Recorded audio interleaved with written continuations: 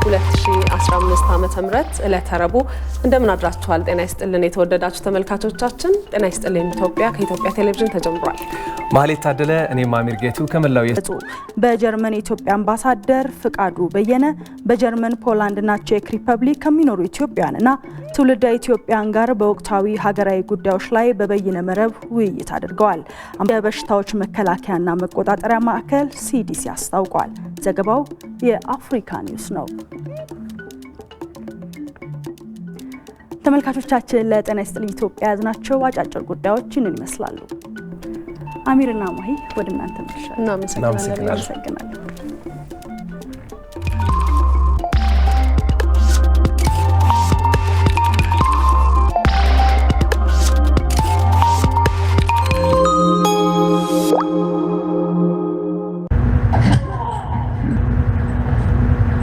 የተከፈለልን ዋጋ እጅግ ታላቅ ነው።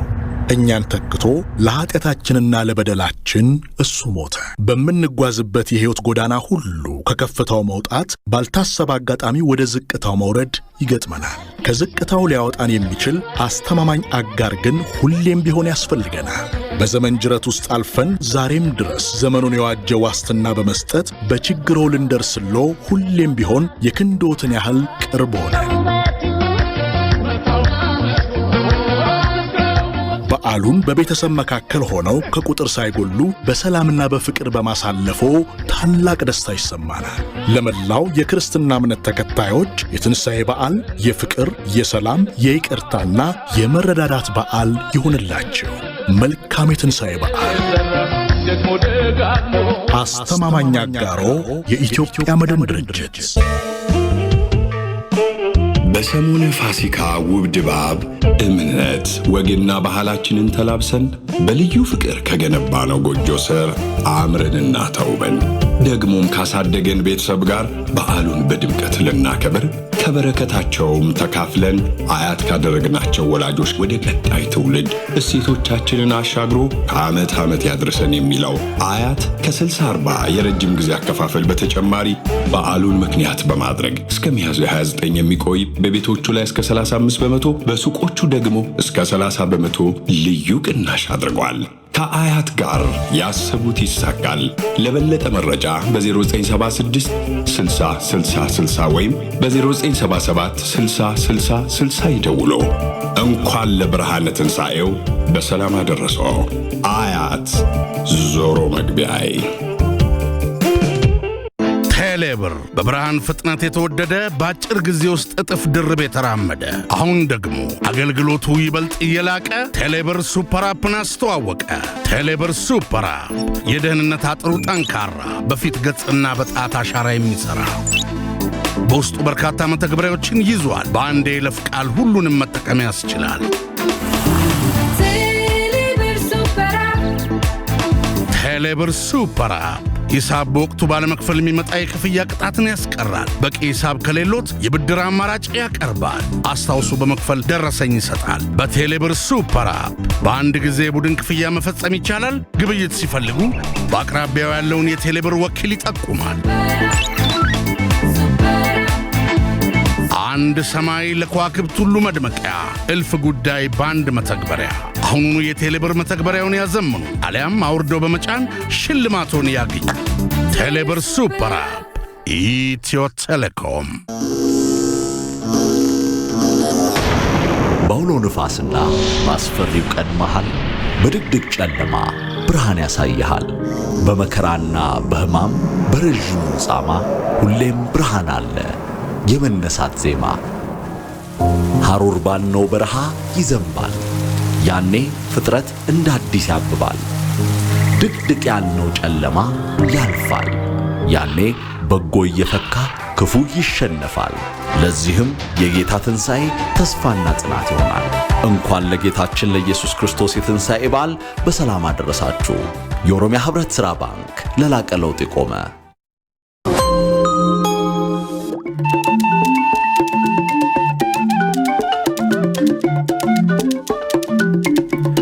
ከመልእክቶች በኋላ ተመልሰን መተናል። ክቡራን ተመልካቾቻችን ከኢትዮጵያ ቴሌቪዥን የጤና ይስጥልኝ ኢትዮጵያን በመከታተል ላይ ነው የምትገኙት። አብራችሁን ስለሆናችሁ ከልብ እናመሰግናለን። አሁንም እንቀጥላለን።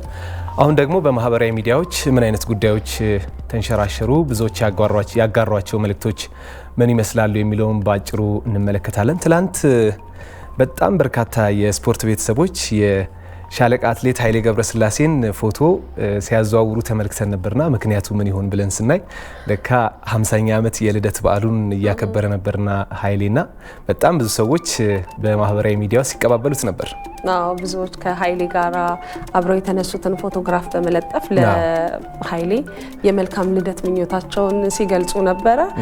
50 ዓመት ሞልቶታል ትናንትና ኃይሌ እንግዲህ ብቻውን ሀገር የሚያህል ትልቅ ሰው ነው። ትልቅ ስራዎችን የሰራ ነው። በአትሌቲክሱ፣ በኦሎምፒክ፣ በዓለም ሻምፒዮና በተለያዩ መድረኮች ላይ ያስመዘገባቸው ሪከርዶች እስካሁን ድረስ ማንም ያልደረሰባቸው ናቸው። ታላላቅ የሚባሉ ሽልማቶችንም ያገኘ ሰው ነው ኃይሌ እና ከዛም ውጪ ደግሞ አሁን ላይ በቢዝነሱ በኢንቨስትመንት ሀገርን እየጠቀመ ያለ በሌላ መንገድ ደግሞ በተለያዩ ጉዳዮች ላይም በሽምግልና የሚሳተፍ ትልቅ የሀገር ሽማግሌም የሆነ ሰው ነው። እንግዲህ ትልቅነቱ እንዳለ ሆኖ እኛም በዚህ አጋጣሚ እንኳን ተወለድክ ማለት እንፈልጋለን። እኔ በግሌ የኃይሌ አድናቂ ስለሆንኩኝ ኃይሌን የሚጠላል በመጥላት ሳይሆን እንዲሁ የምታደንቀው አትሌት ተብዬ ብጠየቅ ምጠቅሰው የመጀመሪያው ሰው እሱ ነው። በጣም የተለየ አትሌት የተለየ ጽናት ያለው ሯጭ ሆኖ ነው ማገኘውና በጣም ትልቅ ሰው ነው ኃይሌ እና ብዙዎች ግን እንዲህ ስትመለከተው ኃይሌ 50 ዓመት የደረሰ አይመስልም አይደል? ወጣት ነው የሚመስለው። የስፖርት ጥቅም ነው ይሄ ደግሞ። በደንብ ስፖርት ለማይሰሩ ሰዎች በደንብ ጥሩ ማሳያ ይሆናል ብዬ አስባለሁ። ኃይሌና ሁሉ ጊዜም ተመሳሳይ ነው፣ ያው ነው። ቅርብ ጊዜ አግኝተነው ነበር እዚህ ስቱዲዮ እንግዳችን ሆኖ አጋጣሚ ያስፈጻሚ ሆኜ ነበርና ተገናኝተን ነበር። ብዙ ሰዎች ከሱ ጋር የተነሱትን ፎቶ ማህበራዊ ሚዲያ ላይ እንዳጋሩ እየነገርሽ ነበርና የዛን ቀን ፍቃደኝነቱን ስጠይቀው እንዴ ምን ማለት ነው ፎቶን እነሳ ማለት ምናምን ብሎ ተቆጥቶኝ ምናምን ነበር የተነሳ ነውና በጣም መልካም ሰው፣ ቀርበሽ ደግሞ ስታዩ በጣም ጥሩ ሰው። አሁን እንዳልሽውም በተለይ በሆቴል ኢንቨስትመንቱ በጣም ትልቅ ስራ እየሰራ ያለ እንደ ሀገርም ኢትዮጵያን ከፍ የሚያደርግ የኢትዮጵያን ስም ኢትዮጵያ ስቲ ኃይሌ ነው ብዙ ሰዎች የሚያነሱትና በዚህ አጋጣሚ ያው ብዙዎች የተጋሩት ስለሆነ ነው ይሄንን መረጃ ያነሳ ነው። ሌላኛው ጉዳያችን ደግሞ ወደ ሱዳን ይወስደናል።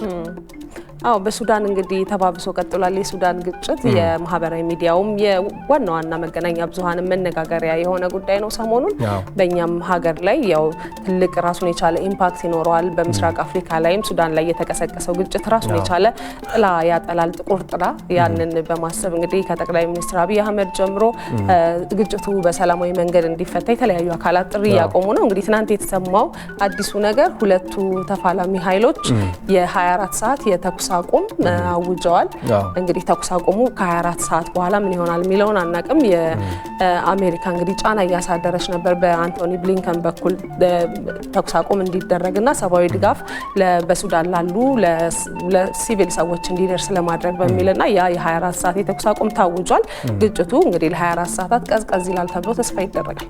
እውነትሽን ነው። የሱዳንን ነገር በጣም ትንሽ ግር የሚያሰኘው ወይም ለየት የሚያደርገው እንግዲህ መሐመድ ሐምዳን ዳጋሎና ጀነራል አልቡርሃን ከ2003 ላይ የነበረውን የሱዳን የእርስ በርስ ጦርነት በማቆም አንድ ላይ በጥምረት ሲሰሩ የምናውቃቸው አልበሽርንም እንግዲህ ከስልጣን እንዲወገዱ በተደረገው እንቅስቃሴ ላይ በጥምረት አብረው ይሰሩ እንደነበር ነው የሚታወቀውና አሁን ድንገት ምን እንደሆነ ሳይታወቅ እንግዲህ ወደ አለመስማማት ሄደዋል። በጣም ብዙ ሰዎች ከ200 በላይ ሰዎች እንደሞቱ ነው የተነገረውና ለየት የሚያደርገው ደግሞ በረመዳን የጾም ወቅት ላይ መሆኑ ትንሽ ለየት ያደርገዋል። ይሄ በዚህ ወቅት ባይሆን ጥሩ ነበርና በጣም የሚያሳዝን ነው። እንግዲህ አሁን ለ24 ሰዓታት የተኩስ አቁም ስምምነት ላይ ደርሰዋል። ይሄ በጣም ይበል የሚያሰኝ ነው። እንግዲህ ቀጠናውም አፍሪካም ኢትዮጵያም ሰላም እንዲሆኑ ነው የምንመኘው።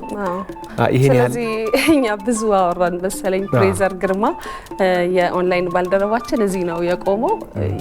መረጃ ሲገኝ ብዙ የሚበራ ነገር ሲኖር እናንተን እያቆምን እናወራለን እና አጋጣሚ ይህንኑ ነበር ያስኩትና ያው ሱዳን ጋር በተያያዘ በርካታ መረጃዎች ይወጣሉ። እናንተ እንዳላችሁት የሰላም ስምምነቱ ወይንም ደግሞ የተኩስ አቁም ስምምነቱን ለማካሄድ የተወሰኑ ድርድሮች ተደርገዋል፣ ንግግሮችም ተደርገው ነበር። ነገር ግን ያው ይህንን ነገር በሱዳን ጦር በኩል ያለው እይታ እንደ ፕሮፓጋንዳ ነው፣ እነዛኞቹ ደግሞ እናቆማለን የሚል እንትን ነበር መልእክት ነበር ያስተላለፉት። ነገር ግን ተፈጻሚነቱ በሁለቱም በኩል ጥርጥር ውስጥ ገብቷል። ምክንያቱም ያላቸው ሁለቱም አቋማቸው እስካሁንም እየተካሄደ ያለበት ሁኔታ የተለያዩ ቦታዎችን እንደያዙ በሁለቱም ወገን የአውሮፕላን ጣቢያውን እንደተያዘ የመንግስት መቀመጫውን እንደያዙት እንዲሁም ደግሞ የተለያዩ የራሳቸውን ቢሮቸው እንደተያዘ ነው እየተወራ ያለው እና እንደተባለውም በአሜሪካን በኩል በአንቶኒ ብሊንከን በኩል የተለያዩ መረጃዎችን እያስተላለፈ እየተለዋወጡ ይህንን የ24 ሰዓት ተኩስ የማቆም ስምምነት እንዲያደርጉ ከፍተኛ ግፊት እየተደረገባቸው ነው። በተለያዩ ዓለማት ያሉ መሪዎችም እንዲሁ በስልክም እየተደወለላቸው እየተገናኙ እንደሆነ ብዙ ሰዎች ብዙ መሪዎች ይናገራሉ። ነገር ግን እንግዲህ ግጭቱ ዛሬ 5ኛ ቀኑ ነው። እስካሁንም እንደቀጠለ ነው። እስከ ጠዋት ድረስ እንደምናየው በርካታ ጉዳቶች ደርሷል። በርካታ ሰዎች ተጎድተዋል። እንደተባለውም ከ200 በላይ ሰዎች መሞታቸውን ዶክተሮች ገልጸዋል። ያው ከዚህ በላይ ሰዎች ሞተው ሊሆን ይችላል የሚል ሀሳብ አላቸው። እንዲሁም ከ1800 በላይ ሰዎች መቁሰላቸውን ሲቪሊያንስ ማለት ነው መቁሰላቸውን አመላክቷልና በጣም አስቸጋሪ ሁኔታ ላይ ነው ያሉት። እንዲሁም የተለያዩ ዓለማትም ከመሪዎቹ ከኃላፊዎቹ ጋር እየተገናኙ ይህንን ነገር እንዲያቆሙ ይህንን ጦርነት እንዲያቆሙ በርካታ ግፊቶችን እያደረጉባቸው ነው። ነገር ግን እስካሁን የሚታየው ግጭት ላይ እንዳሉ ነው። እንግዲህ የ24 ሰዓት የተኩስ አቁም ስምምነቱ ከተካሄደ የተለያዩ ሰዎች መውጣት የሚችሉበትን ሰብአዊ እርዳታ መደረግ የሚችልበትን እንዲሁም ደግሞ ዲፕሎማቶች እዛው አካባቢ ያሉ ዲፕሎማቶች እንዲሁም በትላንትናው ዕለት የአሜሪካንን ፍላግ እያውለበለበ በሚሄድ መኪና ላይ ጥቃት ደርሶ ነበርና አንቶኒ ብሊንከን ወጥተው ተናግረዋል። ተቀባይነት የለውም፣ በጣም አሳፋሪ ተግባር ነው፣ ለዲፕሎማሲ ጥሩ አይደለም የሚሉ መልእክቶችን አስተላልፎ ነበርና ያው እንዳላችሁት ለቀጠናው በጣም አስጊ ጉዳይ ነው። የጎረቤት ሰላም መሆን ለሀገር ሰላም መሆን ትልቅ አስተዋጽኦ አለውና እነዚህን ነገሮች ይህንን ጦርነት እንዲቆም በኢጋድም በኩል በአፍሪካ ህብረትም በኩል በአረብ ሊጉም በኩል ብዙ ነገር እየተሞከረ ነው ያለውና እንግዲህ ወደ መረጋጋቱ ይመለሳሉ ብለን ተስፋ እናደርጋለን። እንግዲህ ወደ ሁለተኛው መረጃችን ስናመራ በአሜሪካ ልደት ድግስ ላይ የተከሰተ ጉዳይ ነው። ይህም ጉዳይ የአንድ አሜሪካዊ የ18 ዓመት ወጣት በልደት በዓሉ ላይ የእህቱን የልደት በዓል እየተከበረ በነበረበት ሰዓት የተኩስ ሩምታ ተከፍቶባቸው የ18 ዓመቱ ወጣት የ16 ዓመት እህቱን ልደት የምታከብረው እሷ ነበረች። እሷን አድኖ እሱ ህይወቱ አልፏል እና በጣም የሚያሳዝን ነገር ነው የተከሰተው። እንግዲህ በአሜሪካን ሀገር ውስጥ ይሄ ነገር በጣም የተለመደ ነው። በማስ ሹቲንግ ተብሎ እነሱ የሚጠሩት በጣም አሳሳቢ ደረጃ ላይ እንደደረሰ ነው የሚናገሩት። እንግዲህ ይሄ ክስተት ላይ ወደ 4 ሰዎች ህይወታቸውን አጥተዋል። እንዲሁም ወደ 32 ሰዎች ደግሞ የመቁሰል አደጋ ደርሶባቸዋል። ከነዚህም 4 ሰዎች መካከል የ17 የ19 እና የ23 ዓመት ግለሰቦች ይገኙበታልና በጣም አሳዛኝ የሆነ ነገር ነው የተከሰተው። ይህ ወጣት የስፖርት አሜሪካን ፉትቦል የሚባለው ተጫዋች ነው እና በጣም የሚያሳዝነው ነገር ምንድነው እህቱ ልደቷን በምታከብርበት ቀን ነው ይሄ ነገር የተከሰተው። ያው እሱ ሩጦ ሄዶ ገፍትሮ መሬት ላይ ጥሏት ነው እሷን ያዳናት። እሷን ካዳናት በኋላ ያው የተኩስ ሩምታው ሲካሄድ እሷ ሩጣ አምልጣ ወጣ ነበረ። ነገር ግን እሱ ተመቶ ስለነበረ ነገሩ ሲረጋጋ ተመልሳ መታ ስታገኘው እሱ በደም ጨቅይቶ የሞት አፋፍ ላይ ነበር የነበረውና እንግዲህ የመጨረሻ እንደውም እሷ እንደምትለው የመጨረሻ ቃልን የተለዋወጥ ነው ከሱ ጋር አይዞህ በርታ ወንድሜ እያልኩት ነበረ እና ይህ ነገር ሲከሰት እሱ ህይወቴን አትርፏል ብላለች። እናትየውም እንደተናገረችው በዚህ ጉዳይ ላይ በድግሱ ላይ ተገኝታ ሙዚቃ የሚያጫውተው ወይም ዲጄው ጋር በመሄድ መሳሪያ እንዳለ ሰምታ ስለነበረ መሳሪያ የያዛችሁ ሰዎች ካላችሁ ከድግሱ እንድትወጡ ጠይቃለሁ ብላ ባስተላለፈችው መልእክት ምንም አይነት ሰው መልስ አልሰጣትም ነበር። ከጥቂት ደቂቃዎች በኋላ ይሄ ነገር ተከሰተ። እህትየውም እንደተናገረችው ወንድሟ ይሄ ነገር ሊከሰት እንደሆነ መረጃውን ሲያገኝ ሩጦ ወደ እሷ ነበር ሄደው እሷን ለማዳን ነበር ሩጦ ሄደውና እንግዲህ ይሄ ነገር የተከፈተው ተኩስ እሷ ላይ ያነጣጠረ ነበር ማለት ነው። አልታወቀም፣ ማን ላይ እንዳነጣጠረ አልታወቀም፣ በምክንያት እንደሆነ አልታወቀም። ከተማዋ ደግሞ ወደ 3000 አካባቢ ሰዎች ነው የሚኖሩበት።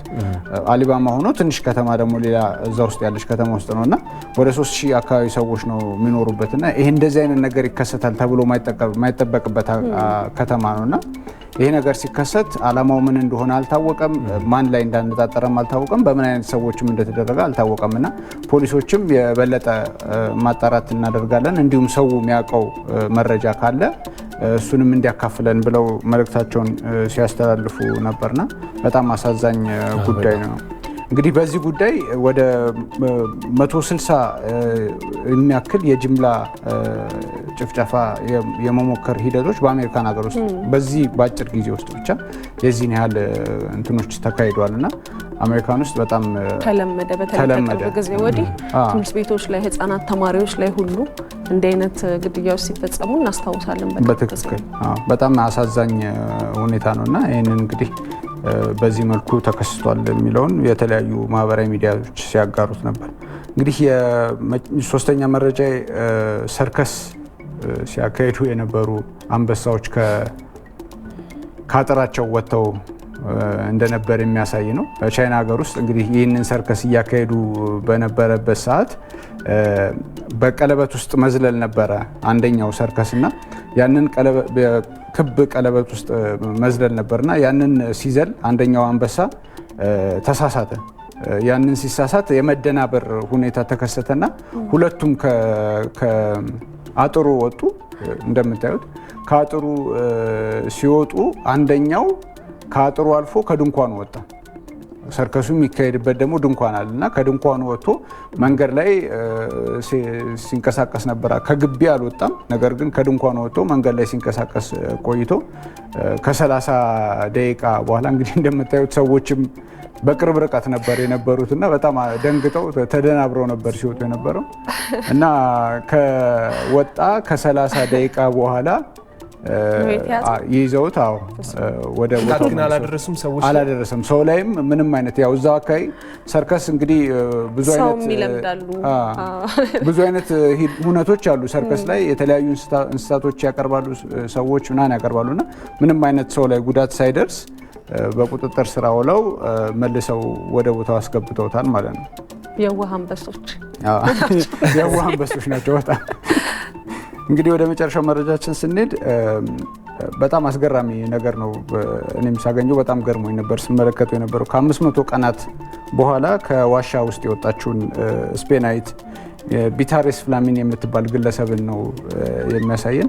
እንግዲህ ይህንን ዋሻ ውስጥ የመቆየት ሂደትን የጀመረችው ህዳር 12 2014 ላይ ነበር 2014 ላይ ነበር የጀመረችው እና ይህንን ልክ ዋሻ ውስጥ ከገባችበት ጊዜ ጀምሮ ትልልቅ ዓለም ላይ የተፈጠሩ ነገሮችን አልሰማችም። ከነዚህም ውስጥ አንዱ የሩሲያና የዩክሬን ጦርነትን አልሰማችም። የንግስቲቷን ሞትም አልሰማች እና በጣም እንደውም በፕሬስ ሪሊዝ ላይ ስትናገር ከወጣች በኋላ እኔ አሁንም ያለሁት ኖቬምበር 21 ላይ ነው እና እናንተ ማክስ አድርጋችሁ ሳያችሁም በጣም ገርሞኛል ኮቪድ እስካሁን አለመጥፋቱ ምናምን ብላ መረጃውን እንትን ምግብ ምናምንስ ማን ነበር የሚሰጣት? አለ በሳይንቲስቶች አሉ፣ ይህንን ጉዳይ የሚከታተሉ ሳይንቲስቶች አሉ። ምግብ የተለያዩ ነገሮች ታገኛለች፣ ነገር ግን ከብርሃን ውጪ ነች። እንደውም ስትናገር ምናለች በጣም ከሚከብደው ነገሩ መምሸት መንጋቱ ሳይሆን መምሸት መንጋቱን አላቆምና ሁሌም ለኔ ከሌሊቱ 10 ሰዓት ነው እና ጤነኛ ሆና ወጣች። አይኗም ምንም ሳይሆን ጤነኛ ሆና ነው የወጣችው። በጣም የተገረሙት ሳይንቲስቶችም አንድ ሰው ምን ያህል በጨለማ ውስጥ ምን ያህል ጊዜ መቆየት ይችላል የሚለውን ለማየት ነው የሚል እንትን ነበራቸው። ነገር ግን እሷ ውስጥ ቀረጻ ስታካሄድ ነበር። ብርሃንም እንደሚታየው አላት። ቀረጻም ስታካሄድ ነበር። ቀረጻውን ምንድነው ያው አሁን ሰዓት ላይ ያለው የዶክመንቴሽን ሂደት በቀረጻ ነው። አብዛኛውን ነገር በጽሁፍ በቀረጻ በእነሱ አይነት መልኩ ነበርና ቀረጻ ስታካሄድ ነበርና በጣም ግን ብዙ ያበረታትን ነገር ይሄንን ነገር እንድታሳልፍ የረዳትን ነገሮች ስትናገር በጣም ደስተኛ ሆኜ ለማሳለፍ ነበር ስሞክር የነበረውና በጣም እንግዲህ አስበው 500 ቀን ውስጥ ግን ምንም ጥቃት ያደረሰባት የሆነ እንስሳ ምናምንም የለም፣ ምንም ነገር የለም። ስትወጣ አጥር ነበረው ቦታው ላይ ያው ክትትሎች አሉት። ግን እዛ ቦታ ላይ ያው ክትትሎች ሲባል በየቀኑ አያረጉም። ክትትሉ ይሄን ያህል ጊዜ ተብሎ የሰዓት ፍሬም ተቀምጦላት በዛ ውስጥ ምን ያህል ጊዜ ቆየች፣ ምን ያህል ሂደቶች አሳየች የሚለውን የሚታይ በጣም ይገርም ነው። በጣም አስገራሚ መረጃ ነበረ። እንግዲህ ይህን ይመስላሉ። እናመሰግናለን። ጥሩ መረጃዎች ነው ያቀረበው። እሺ ሰላም።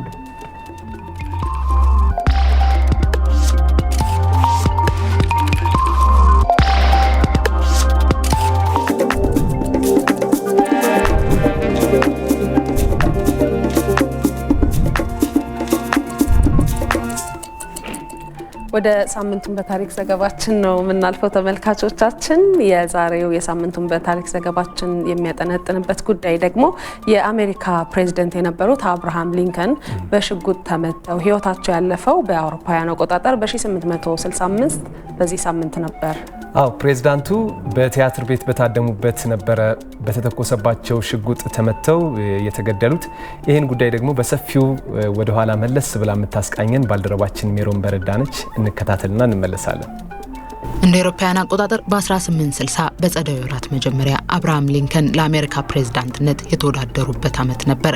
አብርሃም ሊንከን በወቅቱ ለፕሬዝዳንትነት መወዳደራቸው በአሜሪካ የዲሞክራቲክ ፓርቲን እንደ ፓርቲ እንዲቀጥል አሊያም እንዲንኮታኮት የማድረግ እድል እንደነበረው የወቅቱ የታሪክ መጽሐፍት ያስረዳሉ። ለዚህ እንደ ምክንያትነት የሚነሳው ደግሞ በወቅቱ በደቡብ አሜሪካ ክፍል ላይ እጅግ የበዛ ጥላቻ የነበራቸው የሪፐብሊካን ፓርቲ አባላት የወቅቱን ምርጫ ቢያሸነፉም የደቡቡን የፖለቲካ የበላይነት ሙሉ በሙሉ ያንኮታኩታል የሚል ስጋት ነበረባቸው። ታዲያ በዚህ ምርጫም አብርሃም ሊንከን አሸናፊነትን ተቀዳጁ። በፕሬዝዳንትነት ባሳለፏቸው 5 ዓመታት ውስጥ በርካታ ስኬታማ ስራዎችን እንደሰሩ የሚነገርላቸው አብርሃም ሊንከን በወቅቱ ደቡብ አሜሪካ በቋፍ ከነበረችበት የመገንጠል አደጋ በመታደግ አሜሪካን በአንድነት እንዳስቀጠሉ የሚነገርላቸው መሪም ናቸው። በአሜሪካ ታሪክ ይደረጋል ተብሎ የማይታሰበውን ለአፍሪካ አሜሪካውያን የማህበራዊና የሲቪል ነጻነትን እንዳመጡ የሚነገርላቸው ፕሬዝዳንት አብርሃም ሊንከን በእርሳቸው የስልጣን ዘመን በአሜሪካ የባርነት አገዛዝ እንዲቆም ያደረጉ መሪም ናቸው። ፕሬዝዳንት አብርሃም ሊንከን ታዲያ የስልጣን ዘመናቸው አልጋ ባልጋ የነበረም አልነበረም። ይልቁንም በገዳይና ሟች ድራማ የተሞላ ነበር። ደቡብ አሜሪካን ከሌላው የአሜሪካ ግዛቶች ጋር አንድ በማድረግ አሜሪካን ማዋሃዳቸው አብርሃም ሊንከንን በሌሎች የፖለቲካ ዘዋሪዎች ዘንድ ጥርስ እንዲነከስባቸው አድርጎም ነበር። በሌላ በኩል በወቅቱ በነበረው የእርስ በርስ ጦርነት ምክንያት የሪችሞንድ ግዛት ውድቀት በአሜሪካ የነበረውን የኮንፌዴሬሽን ስርዓት ሊመልሰው ይችላል ብለው ያስቡ የነበሩ የደቡብ አሜሪካ ደጋፊዎች አብርሃም ሊንከንን ለመግደል ስለማሴራቸውና የግድያው ሙከራ ምክንያት ይህ ስለመሆኑ ታሪክ ያስረዳል። በዚህም መሰረት በመጨረሻም በሽጉጥ ተመተው የሞቱት እንደ አውሮፓውያን አቆጣጠር በ1865 የዛሬ 158 ዓመት በዚህ ሳምንት ነበር። እንቀጥላለን ክቡራን ተመልካቾቻችን። አሁን ደግሞ ከሀገር ውስጥና ከዓለም አቀፍ የተመራረጡ ስፖርታዊ መረጃዎችን ወደ እናንተ የምናደርስበት ሰዓት ላይ እንገኛለን። የስፖርት ክፍል ባልደረባችን ደግነት መኩሪያ እዚህ ስቱዲዮ ይገኛል። እንደምን አደርክ ደግነት? እንዴት አደራችሁ? የስፖርቱ ዓለም እንዴት አደረ? የአውሮፓ ቻምፒየንስ ሊግ ነበር የትናንትናው ትልቅ ጉዳይ አይደል? ትላንት የአውሮፓ ቻምፒየንስ ሊግ የሩብ ፍጻሜ የመልስ ጨዋታዎች ነበሩ። ቼልሲ አሁንም ተሸንፏል በሪያል ማድሪድ 2-0 ተሸንፏል። ከዛ ውጪ ይጠበቅ የነበረው የሁለቱ የጣሊያን ሴሪያ ክለቦች የናፖሊና የኤሲ ሚላን ጨዋታ ነበረ። ናፖሊ አንዳቻ ተለያይቶ ወድቋል። ይጠበቅ ነበር አለ በብዙ በዘንድሮ ውድድር ዓመት ላይ በተለይ በሴሪያው ጥሩ ግስጋሴን እያደረገ ነበረ። በእርግጥ በአውሮፓ ቻምፒየንስ ሊግ እስከ ሩብ ፍጻሜው ተጉዞ ያቀም ትልቁ ውጤቱ ይሄ ነው። ግን ካለው በውድድር ዓመቱ ካሳየው ብቃት አኳያ ዘንድሮ ይጠበቅ ነበር ግን ወድቋል። ኤሲ ሚላን ያው 7 ጊዜ ሻምፒዮን አይደል ልምዱን ተጠቅሞ አልፏል። ዛሬ የሚደረጉ ጨዋታዎችንም እንመለከታለን። የሀገር ውስጥ ጉዳያችን እናስቀድምና ቤትኪንግ የኢትዮጵያ ፕሪሚየር ሊግ ጨዋታዎችን ነው የምንመለከተው። 20ኛ ሳምንቱ ላይ ደርሷል። በ20ኛ ሳምንቱ ከዛሬ ጀምሮ እስከ ፊታችን ቅዳሜ እንግዲህ በአዳማ ሳይንስና ቴክኖሎጂ ዩኒቨርሲቲ ስታዲየም ጨዋታዎች የሚደረጉ ይሆናል። 20ኛ ሳምንቱ ዛሬ ሲጀምር ዛሬ 9 ሰዓት ላይ 2-1 ጨዋታ ይደረጋል። 9 ሰዓት ላይ አርባ ምንጭ ከተማ ከኢትዮጵያ ቡና 9 ሰዓት ላይ የሚያደርጉት ጨዋታ የ20ኛ ሳምንት የመጀመሪያ ጨዋታ ነው። አርባ ምንጭ ከተማ በ19ኛ ሳምንት በሀዲያ ሆሳዕና 2-0 ተሸንፎ ነበረ። በፕሪሚየር ሊጉ ላለመውረድ እንግዲህ እየታገለ የሚገኝ ቡድን እንደሆነ እናስታውሳለን። አርባ ምንጭ ዛሬ ደግሞ ከኢትዮጵያ ቡና ጋር ጠንከር ያለ ጨዋታ ይጠብቀዋል። ኢትዮጵያ ቡና ከተከታታይ ያቻ ውጤቶች በኋላ ወልቂጤ ከተማን 1-0 አሸንፎ በ18ኛ ሳምንት በ19ኛ ሳምንት ደግሞ ከሲዳማ ቡና ጋር በቡና ደርቢ ጨዋታ ያለ ግብ ነበር የተለያየው። ስለዚህ ሁለቱ ቡድኖች እንግዲህ ዛሬ 9 ሰዓት ላይ በ20ኛ ሳምንት ለማሸነፍ የሚያደርጉት ጨዋታ ተጠባቂ ነው። ሌላኛው ጨዋታ 12 ሰዓት ላይ ባህር ዳር ከተማና ለገጣፎ ለገዳዲን ያገናኛል። በተቃራኒ ውጤት ላይ የሚገኙ ክለቦች ናቸው ለገጣፎ ለገዳዲና ባህር ዳር ከተማ። ባህር ዳር ከተማ ከቅዱስ ጊዮርጊስ በ3 ነጥቦች ብቻ ዝቅ ብሎ ሁለተኛ ደረጃ ላይ የተቀመጠና ለዋንጫ የሚፎካከር ቡድን ነው። ለገጣፎ ለገዳዲ ደግሞ የደረጃ ሰንጠረዡ ግርጌ ላይ ነው የሚገኘው። ወደ ፕሪሚየር ሊጉ ባደገበት ዓመት ወደ ከፍተኛ ሊጉ እንዳይመለስ እየታገለ የሚገኝ ቡድን ነው። ዛሬ እንግዲህ ለገጣፎ ለገዳዲ 16ኛ ደረጃ ላይ ተቀምጦ ባህር ዳር ከተማ ደግሞ ሁለተኛ ደረጃ ላይ ተቀምጦ ጨዋታቸውን የሚያደርጉ ይሆናል። ባህር ዳር ከተማ ተከታታይ ድሎችን እያስመዘገበ ነው የሚገኘው። በተለይ አሰልጣኝ ደጋረገ ይግዛው ይህንን ቡድን ከተረከበ በኋላ ተከታታይ ድሎችን እያስመዘገበ ነው የሚገኘውና ዛሬም ከለገጣፎ ለገዳዲ ጋር በ20ኛ ሳምንት 12 ሰዓት ላይ ጨዋታቸውን ያደርጋሉ። ነገ ኢትዮጵያ መድን ከመቻል ጨዋታቸውን ያደርጋሉ። ኢትዮጵያ መድንም እንደዚሁ ወደ ፕሪሚየር ሊጉ ካደገ በኋላ ጠንካራ ተፎካካሪ ሆኖ 3ኛ ደረጃ ላይ በ37 ነጥቦች ከሊጉ መሪ ቅዱስ ጊዮርጊስ በ5 ነጥቦች ብቻ ዝቅ ብሎ 3ኛ ደረጃ ላይ ተቀምጦ ለዋንጫ እየተፎካከረ የሚገኝ ቡድን ነው። መቻል ጥሩ ስብስብ ያለው ቡድን ይመስላል፣ ግን ውጤታማ እየሆነ አይደለም ዘንድሮ። በፋሲልም በ19ኛ ሳምንት በፋሲል ከነማ 1-0 ሽመክት ጉብሳ በፍጹም ቅጣት ምት ባስቆጠራት ግብ መሸነፉን እናስታውሳለን። ነገ 9 ሰዓት ላይ ኢትዮጵያ መድን ከመቻል ጨዋታቸውን ያደርጋሉ። ሀዲያ ሆሳዕና ከወላይታ ዲቻ ነገ 12 ሰዓት ላይ እንዲሁ ቀጥለው ጨዋታቸውን ያደርጋሉ። እስከ ቅዳሜ ጨዋታዎቹ ይደረጉና ቅዳሜ 9 ሰዓት ላይ አንድ ተጠባቂ መርሃ ግብር ይደረጋል። የሊጉ መሪ ቅዱስ ጊዮርጊስ ከፋሲል ከነማ የሚያደርጉት ጨዋታ በብዙ መልኩ ይጠበቃል። በእርግጥ ቅዱስ ጊዮርጊስ ዘንድሮ ጥሩ አቋም ላይ ነው የሚገኘው። ፕሪሚየር ሊጉን እየመራ ነው የሚገኘው። በአንጻሩ ያለፉት 3-4 ዓመታት ደግሞ በዋንጫ ጠንካራ ተፎካካሪ የነበረው ፋሲል ከነማ ዘንድሮ አሰልጣኞችንም እየቀያየረ ነው የሚገኘው። ውጤታማም አይደለም። በእርግጥ 6ኛ ደረጃ ላይ ነው የተቀመጠውና ዛሬ ሁለቱ ክለቦች ሲገናኙ የምንመለከተው ፉክክር ጠንካራ ነው ብሎ መናገር ይቻላልና የፊታችን ቅዳሜ 9 ሰዓት ላይ ፋሲል ከነማ ከቅዱስ ጊዮርጊስ የሚያደርጉት ጨዋታ ይጠበቃል። የመጀመሪያው ዙር ጨዋታ ላይ ፋሲል ከነማ በታፈሰ ሰለሞን ብቸኛ ግብ ባህር ዳር ላይ 1-0 ማሸነፉ የሚታወስ ነውና የፊታችን ቅዳሜ ደግሞ ወሳኝ ጨዋታ የሚያደርጉናል። በነገራችን ላይ ቅዱስ ጊዮርጊስ በውድድር ዓመቱ እስካሁን የተሸነፈው አንድ ጨዋታ ብቻ ነው። እሱንም ቀደም ብዬ እንደጠቀስኩት በፋሲል ከነማ ባህር ዳር ላይ 1-0 የተሸነፈበት ውጤት ስለሆነ በሁለተኛው ዙር እንግዲህ ውድድሩ እንዲጠበቅ ያድርገዋል ማለት ነው። የኢትዮጵያ ሴቶች ፕሪሚየር ሊግን ውጤቶች እንመልከት። ወደ መጠናቀቁ ደርሷል። የኢትዮጵያ የሴቶች ፕሪሚየር ሊግ በባህር ዳር እየተካሄደ ነው የሚገኘው።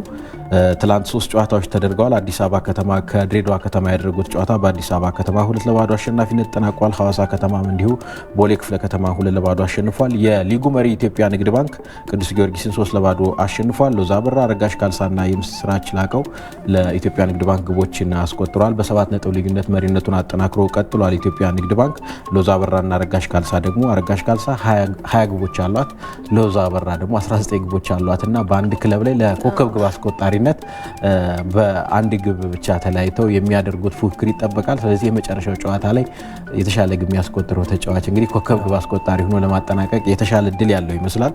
ዛሬ ልደታ ክፍለ ከተማ ከንፋስ ስልክ ላፍቶ ክፍለ ከተማ 4 ሰዓት ላይ ጨዋታቸውን ያደርጋሉ። መቻል ከኢትዮ ኤሌክትሪክ ከሰዓት 8 ሰዓት ላይ 10 ሰዓት ላይ ደግሞ ይርጋ ጨፌ ቡና ከአርባ ምንጭ ጨዋታቸውን የሚያደርጉ ነው የሚሆነው።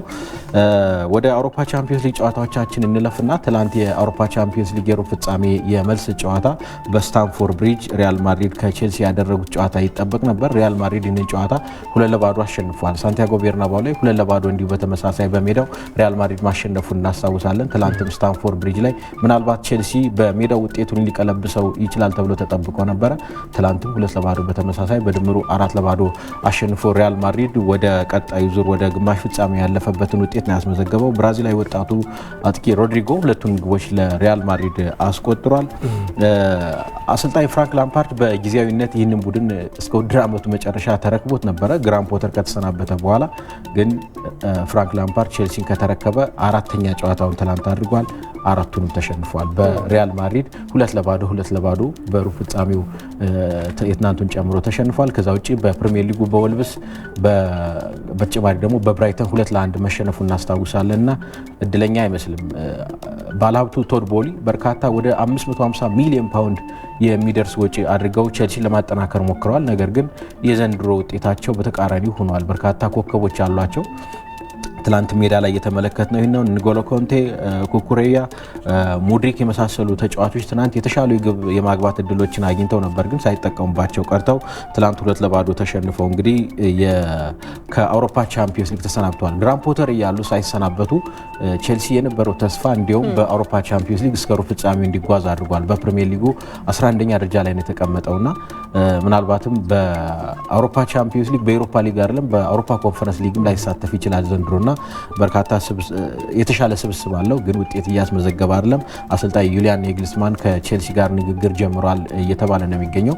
በቀጣይ እንግዲህ ይህንን አሰልጣኝ በቋሚነት ሊቀጥሩ ታስቧል ተብሏል። ካለፉት 13 የውድድር ዓመታት ሪያል ማድሪድ ከ13ቱ በ11ዱ ግማሽ ፍጻሜ ላይ መድረስ ችሏል። 14 ጊዜ የአውሮፓ ቻምፒዮንስ ሊግ ባለድል እንደመሆኑ መጠን በአውሮፓ ቻምፒዮንስ ሊግ የሚጠበቅ ነው። ምናልባት ሪያል ማድሪድ እንግዲህ ማሸነፉን ተከትሎ በቀጣይ ከማንቸስተር ሲቲ እና ከባየር ሙኒክ አሸናፊ ጋር ሊገናኝ ይችላል ተብሏል። ትላንት ሁለተኛው ጨዋታ የነበረው ናፖሊ ከኤሲ ሚላን ያደረጉት ጨዋታ ነበረ። ኤሲ ሚላን ወደ ኔፕልስ ተጉዞ ከናፖሊ ጋር ያደረገውን ጨዋታ አንዳቻ ነው ያጠናቀቀው። የመጀመሪያው ጨዋታ ኤሲ ሚላን በሜዳው 1-0 አሸንፎ ነበር። ትላንት ደግሞ ናፖሊ እንግዲህ በሜዳው አንዳቻ ተለያይቶ 2-1 ኤሲ ሚላን አሸንፎ በድምር ውጤት ማለት ነው ወደ ግማሽ ፍጻሜ የተቀላቀለበትን ውጤት አስመዝግቧል። የ7 ጊዜ አውሮፓ ቻምፒዮንስ ሊግ የቀድሞ አንጋፋ ክለብ ነው ኤሲ ሚላን ወደ መድረኩ የተመለሰ ይመስላል። ትላንት እንግዲህ በድምር 2-1 ማሸነፉን ተከትሎ ከ2007 ለመጨረሻ ጊዜ የአውሮፓ ቻምፒዮንስ ሊግ ዋንጫን ያነሳው 2007 ላይ ነበረ። ከ2007 በኋላ ለመጀመሪያ ጊዜ ግማሽ ፍጻሜውን የተቀላቀለበትን ውጤት አስመዝግቧል። ኦሊቨር ጂሩ ለኤሲ ሚላን፣ ቪክቶር ኦስሜን ደግሞ ለናፖሊ ግብ አስቆጥሯል። የፍጹም ቅጣት ምት አግኝተው ሳይጠቀሙባቸው ቀርተዋል። ኦሊቨር ጂሩ ከኤሲ ሚላን ስቷል። ክቫራትስኬሊያ ደግሞ በናፖሊ በኩል የሳተ ተጫዋች ሆኗል። ትናንት ለማንኛውም ናፖሊ ከውድድሩ ተሰናብተዋል። ዛሬ ሁለት ሩብ ፍጻሜ የመልስ ጨዋታዎች ይደረጋሉ። ባየር ሙኒክ ከማንቸስተር ሲቲ የሚያደርጉት ጨዋታ በተለይ ምሽት 4 ሰዓት ላይ በአሊያንዝ አሬና ይጠበቃል። 3-0 ማንቸስተር ሲቲ የመጀመሪያውን ጨዋታ ማሸነፉን ተከትሎ የተሻለ እድል ይዞ ነው ወደ ጀርመን ያቀናውና የቀድሞ የባየር ሙኒክ አሰልጣኝ አሁን የማንቸስተር ሲቲው ፔፕ ጋርዲዮላ እኛ የምንጫወተው ከ11 የባየር ሙኒክ ተጫዋቾች ጋር ነው እንጂ 6 ጊዜ የአውሮፓ ቻምፒዮንስ ሊግን ካነሳው ከታሪኩ ጋር አይደለም፣ ስለዚህ ለማሸነፍ ወደ ጀርመን እናቀናለን ብለዋል። ሌላኛው የመጨረሻው መረጃ ጨዋታ የሚሆነው ቤኔፊካ ከኢንተር ሚላን ከቤኔፊካ የሚያደርጉት ጨዋታ ምሽት 4 ሰዓት ላይ በተመሳሳይ ይጠበቃል። ኢንተር ሚላን በሴሪያው ደካማ አቋሙን ነው እያሳየ የሚገኘው። ነገር ግን በአውሮፓ ቻምፒዮንስ ሊግ 2-0 ፖርቹጋል አቅንቶ የመጀመሪያውን ዙር ማሸነፉ እናስታውሳለን። ስለዚህ ዛሬ በሜዳው 2-0 ከሜዳው ውጭ ያሸነፈውን ውጤት ለማስጠበቅ የሚጫወት ነው የሚሆነው። የአውሮፓ ቻምፒዮንስ ሊግ የሩብ ፍጻሜ መልስ ጨዋታዎች ዛሬ ሁለቱ ጨዋታዎች ተጠባቂዎች ናቸው። መረጃዎች እነኚህ ናቸው። አመሰግናለሁ።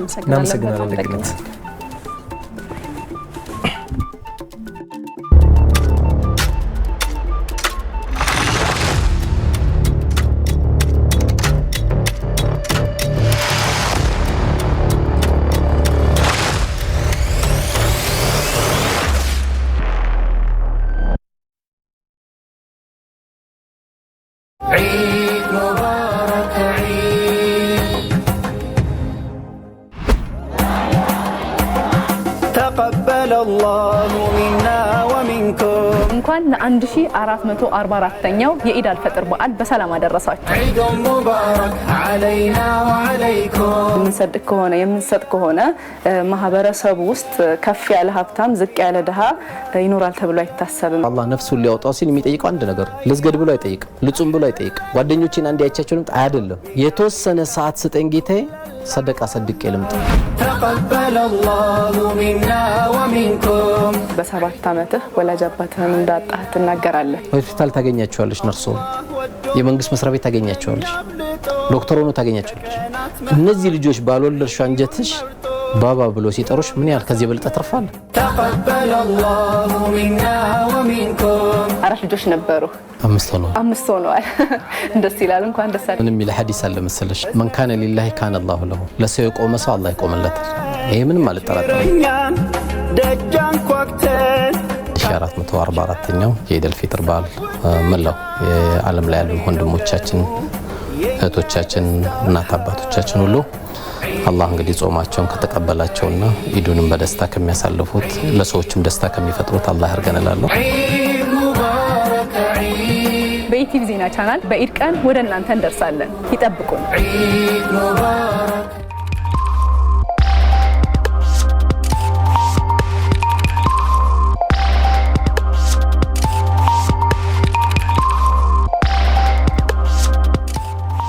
እንቀጥላለን። ክቡራን ተመልካቾቻችን አሁን ደግሞ እዚህ ስቱዲዮ እንግዳ ጋብዘን ሰፊ ቆይታ የምናደርግበት ዝግጅት ላይ ተገኝተናል። እንግዳችን የካይሮፕራክቲክ ባለሙያ የሆኑት ዶክተር ሰላም አክሊሉ ናቸው። በተለይም ከጤና አጠባበቅ ጋር በተያያዘ ሰፊ ቆይታ ያደርጋሉ። ከዛ በፊት ግን አንድ ጉዳይ እንከታተላለን። ለረጅም ጊዜ መቀመጥ በጣም ምቹ ቢሆንም የሰውነት አካላት ጤናማነት ለማስጠበቅ ግን በተከታታይ እንቅስቃሴ ውስጥ መሆንን ያስፈልጋል። እንቅስቃሴ ያለማድረግ ጤናን በእጅጉ እንደሚጎዳም ጥናቶች ያሳያሉ። ይህንን በተመለከተ አንድ ያዘጋጀሽው መረጃ አለ አይደል? ያደርሳሉ ተብለው ከሚጠቀሱ ጉዳዮች መካከል እንቅስቃሴ አለማድረግ አንደኛው ነው። በተለይ ደግሞ እንቅስቃሴ አለማድረግን ስናነሳ ረጅም ሰዓታትን መቀመጥ የጤና ችግር እንደሆነ የጤና ባለሙያዎችም የተለያዩ ጥናቶችም ያመላክታሉና በተለይ ደግሞ ብዙ ሰዎች ለበርካታ ሰዓታት ተቀምጠው የሚሰሩ በመሆናቸው በተለይ አሁን ደግሞ ያሉ የስራ አይነቶች ቢሮ ውስጥ የሚሰሩም ጭምር በመሆናቸው እነዚህ አይነት ጉዳዮች በጤና ላይ ችግር እንደሚያስከትሉ ይጠቀሳል። በተለይ አሁን ስናነሳ ጤና ላይ ጉዳት ያደርሳሉ ተብሎ ከሚጠቀሱ እዚህ ውስጥ ከምንመለከታቸው ነገሮች መካከል አልኮል፣ ሲጋራ፣ ዶናት፣ በርገር እንዲሁም ወንበርን እንመለከታለን። ተመልካቾች ለናንተ ከነዚህ ውስጥ ለጤና እጅግ ጎጂ የምንለው የትኛው ነው ብለን ብንጠይቃቸው የየራሳቸውን ሊያነሱ ይችላሉ። ነገር ግን እጅግ በጣም ከሁሉም ከጠቀስናቸው ከፍተኛ የሰዎችን የመግደል አቅም ያለው ችግር እንደሚያመጣ ወንበር ብዙዎቻችን አናቅም አይደል? ስንቀመጥ ስለሚመቸን መቀመጥን ብዙዎቻችን እንወዳለን። ለምሳሌ የቀን ውሏችንን እንኳን ብንመለከት ማለዳ ከእንቅልፋችን ተነስተን ምሽት ወደ እንቅልፋችን ወደ አልጋችን እስከምንሄድ ድረስ መኪና ውስጥ እንቀመጣለን። ወደ ስራ ስንሄድ የራሳችን እንኳን ባይኖረን በታክሲ ተቀምጠን ነው የምንመጣው። ቢሮ ውስጥ እንቀመጣለን፣ ካፌ ውስጥ እንቀመጣለን፣ ስንመገብ እንቀመጣለን፣ ስንዝናና እንቀመጣለን። ወደ ቤት ስንመለስም እንዲሁ ተቀምጠን ነው በመኪና። መጨረሻ ላይም እንግዲህ ቤታችን መጥተን የቴሌቪዥን ሪሞት ይዘን ቴሌቪዥን ስንመለከትም እንቀመጣለን። እንግዲህ ይሄ ደግሞ ለጤና እጅግ በጣም ችግር እንደሚያስከትል ይጠቀሳል። አብዛኛው ሰው በአማካኝ በቀን ከ7 ሰዓት በላይ እንደሚቀመጥም ጥናቶች ያመለክታሉ። ይህ መሆኑ ደግሞ እንግዲህ የአሜሪካ የካንሰር ሶሳይቲ የሚባለው ጥናት እንደሚያመለክተው ብዙ ሰዓት የሚቀመጡ ሰዎች ከማይቀመጡ ሰዎች ከሚንቀሳቀሱ ሰዎች አንጻር 94 በመቶ ያህል ለሞት ተጋላጭ ናቸው ይላል ይህ ጥናት። እንግዲህ የስኳር፣ የደም ግፊት፣ የልብ ህመም የመሳሰሉ አሁን ላይ እጅግ በጣም እየበረከቱ የመጡ በተለይ ደግሞ የነዚህ ተላላፊ ያልሆኑ በሽታዎችን በማምጣት ረገድ የመቀመጥ ከሚያመጣቸው ችግሮች ውስጥ ናቸው። ድብርትና ሌሎች ችግሮችንም እንዲሁ እንደሚያመጣ መጥቀስ እንችላለን። ቀደም ሲል ኃይሌን ስናነሳ ነበር አይደል? በእንቅስቃሴ ትናንትና 50 ዓመት ሞልቶታል ብለናል። አሁንም ይሄንን መልክ እንደያዘ ነው አይደል? ኃይሌ እግር የተሰጠን በምክንያት ነው፣ እንድንንቀሳቀስበት ነው። እንደ ኃይሌ መሮጥ ባንችል እንኳን መራመድ እንችላለን። ስለዚህ እንጠቀምበት ለማለት ነው። የኃይሌን ምስል እዚህ ጋር ያመጣ ነው። እንግዲህ ቢሮ ውስጥ መቀመጫችን ይህ ነው። ቢሮ ውስጥ መቀመጥ ግዴታ ነው። ኮምፒውተር ላይ እንሰራለን ብዙዎቻችን፣ ግን መቆምም ይቻላል። እንደ አይነት የቢሮ ወንበሮችንም እንዳማራጭ ማምጣትና ሰዎች ቆመው እንዲሰሩ ማድረግ ይቻላል። የግድ መቀመጥ ካለ ደግሞ እየተነሳን እየተንቀሳቀስን ቢሆን ይመረጣል ይላሉ የጤና ባለሙያዎች። ይህንን ጉዳይ በተመለከተ ነው እንግዲህ ከዶክተር ሰላም ጋር ቆይታ የምናደርገው። መልካም ማሂ፣ በጣም ነው የምናመሰግነው ስለ መረጃው። ማናስተውላቸው ግን ደግሞ በደንብ ራሳችንን መለስ ብለን ካየን እንደዚህ ነው እንዴ ብለን አሁን እኔ ረጅም ሰዓቴን በቁጭ በማለት እንደማሳልፍ አላቅም ነበርና በአማካኝ 7.7 ሰዓት በቀን ውስጥ ቁጭ ብለን ነው የምናሳልፈውና መለስ ብዬ ራሴን ተሞክሮ እያስታወስኩኝ ነበር። ታክሲ ውስጥ፣ ካፌ ውስጥ ምግብ ስንመገብ፣ እዚህ ቢሮ አሁን ራሱ ያለንበት ሁኔታ ቁጭ ብለን ነው ስራ እየሰራን ያለነውና በጣም ጠቃሚ መረጃ ነው። ራሳችንን በደንብ እንድንገመግም የሚያደርግ ነው። ዶክተር ሰላም ስለመጣሽ ከልብ ነው የምናመሰግነው። የካይሮፕራክቲክ ባለሙያ እንደሆንሽ ጠቅሰናልና ካይሮፕራክቲክ የሕክምና ዘርፍ ምን ላይ ትኩረት ያደርጋል? በሀገራችንስ አሁን ላይ ያለው ደረጃ ምን ይመስላል የሚለውን ንገሪና ከሱን ጀምር። አመሰግናለሁ። ጤና ይስጥልኝ። ካይሮፕራክቲክ የሚባለው ሙያ የኒውሮማስኩሎስኬለተል ይባላል፣ ወይንም ደግሞ የአጥንት የጡንቻ ነርቭን አካቶ በጣም የሚያተኩረው ግን አከርካሪ አጥንት ላይ ነው። የአከርካሪ አጥንት ጤንነት የመላ ጤንነት መሰረት ስለሆነ በሀገራችንስ አሁን ላይ ያለው ዘርፉ ምን ይመስላል? ገና ነው። ትምህርቱ ስለሌለ እንግዲህ በቅርቡ ይኖራል፣ ይሰፋል ብዬ አስባለሁ። ቀጥ ብላችኋል ወይ ነው ያልሽን? አንቺ ገና ልክ እንደመጣሽ ተቀምጠን ስታይን ቀጥ ብላችሁ ነው የተቀመጣችሁት?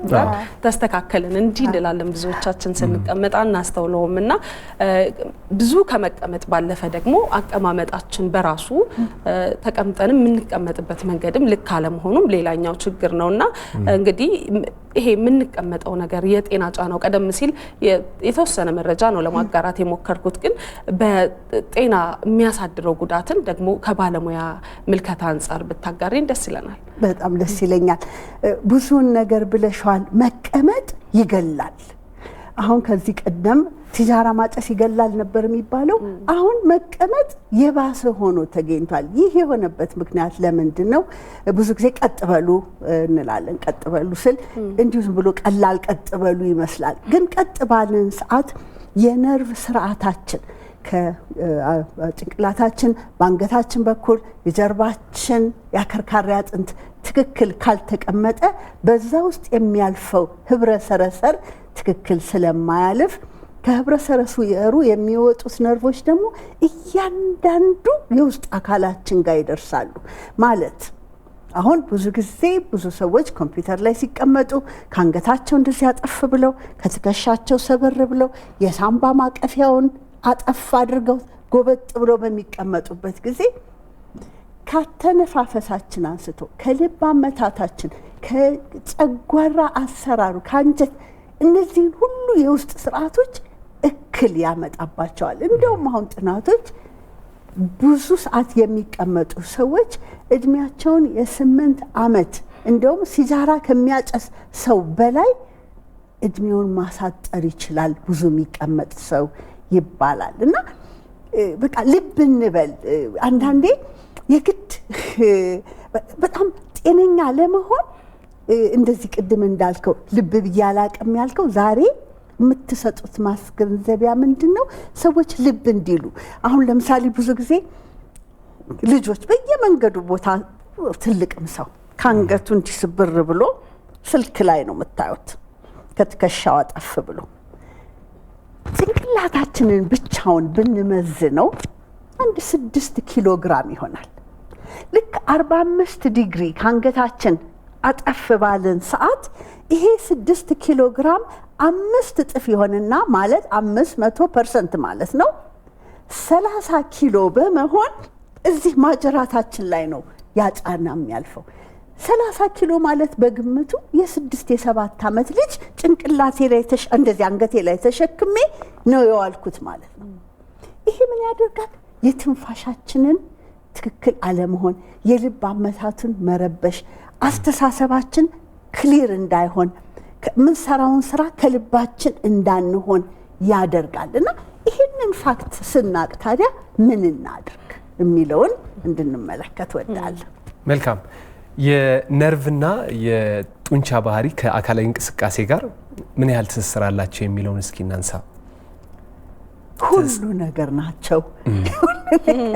አካላዊ እንቅስቃሴ ምንም አይነት እንቅስቃሴ ለማድረግ አንድ ሰው ጡንቻ፣ ምክንያቱም አጥንቶቻችን እኮ አንዱ ካንዱ ብሎን የለውም የታሰረበት ጡንቻው ነው ያያያዘው። ከጡንቻው ደግሞ በላይ ጽርስቅ አድርጎ የሸፈነው ደግሞ ፋሻ የሚባል ከቨሪንግ አለውና ሁሉ ሙቭመንታችን ምንም አይነት የአይናችን መከፈት መዘጋት እስከ አውራ ጣታችን መንቀሳቀስ ከአከርካሪ አጥንታችን መሃል በሚያልፈው የነርቭ ስርዓት የሚሰራ ነው። ምንም ከአከርካሪ አጥንት ነርቭ ስርዓት ትክክል መሆን ውጪ አካላችን የሚሰራው ነገር የለም። ስለዚህ በእንቅስቃሴ ውስጥ መሆን አለብን ማለት ነው። በጣም አንዳንድ ጊዜ የምንመለከታቸው ነገሮች አሉ። አሁን እኛም ለኛ ቅርብ በሆኑ የባልደረቦቻችን ጋር ስንመለከት እኛንም ጨምሮ ረጅም ሰዓት በስራ የምናሳልፍበት ጊዜ አለ። ሳንነሳ ትኩረት አድርገን አንድ ነገር ላይ የምንሰራበት አጋጣሚ አለና በዚህ ጊዜ ምን እንድናደርግ ይመከራል? አሁን የነርቭና የጡንቻ እንቅስቃሴ ትስስራቸውን እያነሳን ነበር አይደል? አካላዊ እንቅስቃሴ ማድረግ አለብን፣ እነሱ በደንብ መስላችን ጠንካራ እንዲሆን በእንቅስቃሴ ውስጥ መሆን አለብን የሚል ሀሳብ እያነሳሽልን ነበርና ምን ማድረግ አለብን የሚለውን እስኪ ንገሪኝ። የእውነት እንቅስቃሴው የሚገርማችሁ በጣም ትልቅ እንቅስቃሴ መሆን የለበትም። አሁን ቢሮ ውስጥ በጣም ብዙ እንደዚህ ተደፍተው የሚውሉትን ሰዎች እንደው አላርም ነገር ቢኖር በየሰዓቱ አንድ ደቂቃ በጣም ትንሽ ናት፣ ግን ከልባችን ስንሆን ቀና ብዬ አንገቴን አስተካክዬ ቀጥ ብዬ ትንፋሽ ወስዶ ሰው ከሆነለት ልቡና ጭንቅላቱን አገናኝቶ ተንፍሶ ቀጥ ብሎ ወደ ስራው ቢመለስ ያቺ አንድ ደቂቃ የበለጠ ንቃተ ልቦና እንዲኖረው ከልብ እንድትሆን በዛ ላይ ደግሞ አከርካሪ አጥንት ላይ ያለውን ጫና ይቀንሳል አንድ ደቂቃ። ስለዚህ በየመስሪያ ቤቱ እንደው የመስሪያ ቤቶች ፖሊሲ ቢሆን አንደኛ የተሻለ ማሰብ እንችላለን። ቀጥ በማለታችን ብዙ ተደፍተን ባለመቀመጣችን የተሻለ ኦክሲጅን መሳብ እንችላለን። የሳምባ ማቀፊያው ከፈት ይላል፣ ሰውነታችን ይረጋጋል። ያቺ ቀጥ ማለት ብድግ ብሎ አንድ ደቂቃ ዞር ብሎ ተመልሶ መቀመጥ ሞር ኢፌክቲቭ ያደርገናል ለስራ ማለት። መልካም ነው ዶክተር። እንግዲህ ቀደም ሲል በደንብ ስታነሹ ነበርና በተለይ አሁን ላይ ከቅርብ ጊዜ ወዲህ የስራ ባህላችንም ያኗኗር ባህላችንም መቀመጥን ግድ የሚልና ብዙዎቻችን ቁጭ ብለን የምናሳልፍበት መንገድ እየበዛ መጥቷልና በዚህ መንገድ ማስተካከል እንችላለን። ግን ደግሞ ሰዎች ይሄንን ለመተግበር ምቹ ያልሆነ ሁኔታም አለባቸውና ይሄንን ደግሞ ለማጠናከር ምቹ ያልሆነባቸው ያልሆነ ሁኔታ ውስጥ ያሉ ሰዎች ምን አማራጮችን ይወሰዱ ብለን ማንሳት እንችላለን? ቴንክ ዩ። መጀመሪያ አሁን ትልቅ ነገር የምታደርጉት አዌርነስ መፍጠራችሁ። ይሄንን ችግር መሆኑን የማያውቅ በጣም የህብረተሰባችን ብዛት ብዙ ነው። ይሄንን ማሳወቃችሁ። ከዛ ግን ቀጥዬ ምን እላለሁ፣ በጣም ልንተገበረው የሚገባን አሰሪዎች ስራ ላይ ላለ ሰው ለሰውነቱ ግድ እንዲለን ይገባናል። አንዳንድ ጊዜ አሰሪዎች ስራው መሰራቱን ብቻ ነው የምናየው የሚያዩት ልበል፣ አሁን ለመክሰስ አይደለም። ግን እስቲ የተሻለ ስራ ሊሰራ የሚችል ሰው ጤነኛ ሰው ነው። ጤነኛ ያልሆነ ሰው በቂ ስራ መስራት አይችልም። ስለዚህ በመስሪያ ቤት ደረጃ በስራ ኢንቫይሮንመንት ደረጃ ይሄ ነገር ሊታወቅ ይገባል። ሰዎች በጣም ብዙ እንዳይቀመጡ ማድረግ ቢመቻች። አሁን ይሄ ስታንዲንግ ደስክ የሚባል ቅድም ስታሳየ ነበርሽው፣ መቀመጥ ብቻ ሳይሆን ቆመን መስራት ብንችል። ቆመን መስራት እንዴት ትልቅ ነገር ነው። የጎበዙት ደግሞ ከስራቸው ትሬድሚል አድርገው እየተራመዱ ሁሉ ይሰራሉ። ሞር ኦክሲጅን ማግኘት ይችላሉ። እንደዚህ አይነት ነገሮች ለስራ ፕሮዳክቲቪቲ ለአገር ጠቃሚ የሚሆነው ነገር ምንድነው? በአገር ደረጃ አሰሪዎች ኮርፖሬት ዌልነስ ላይ ይሄን ነገር ማስተማር አለብን። አሁን በጣም ብዙ ሌበር ኢንቴንስ የሆኑ ኢንዱስትሪዎች እየመጡ ነው እና ሰዎች ልብ እንዲሉ በተለይ ወጣቶቻችን አሁን በጣም ብዙ ወጣቶች ናቸውና ካላግባብ ቀድመው የሚጎዱብን ካለማወቅ ነው።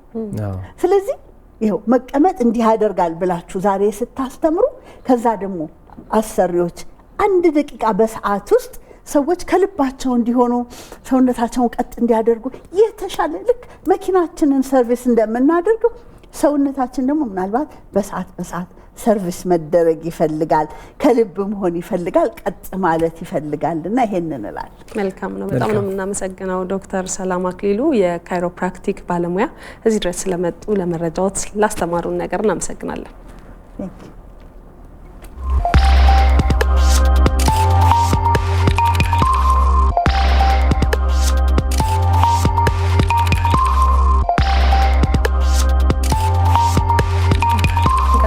አሁንም ተመልካቾቻችን ጤና ይስጥልኝ ኢትዮጵያን እየተመለከታችሁ ነው የምትገኙት። ደግሞ በቀጣይ የአንዳንድ ከተሞቻችን የአየር ሁኔታ ምን ይመስላል የሚለውን ከተከታዩ መረጃ እንከታተልና እንመለሳለን።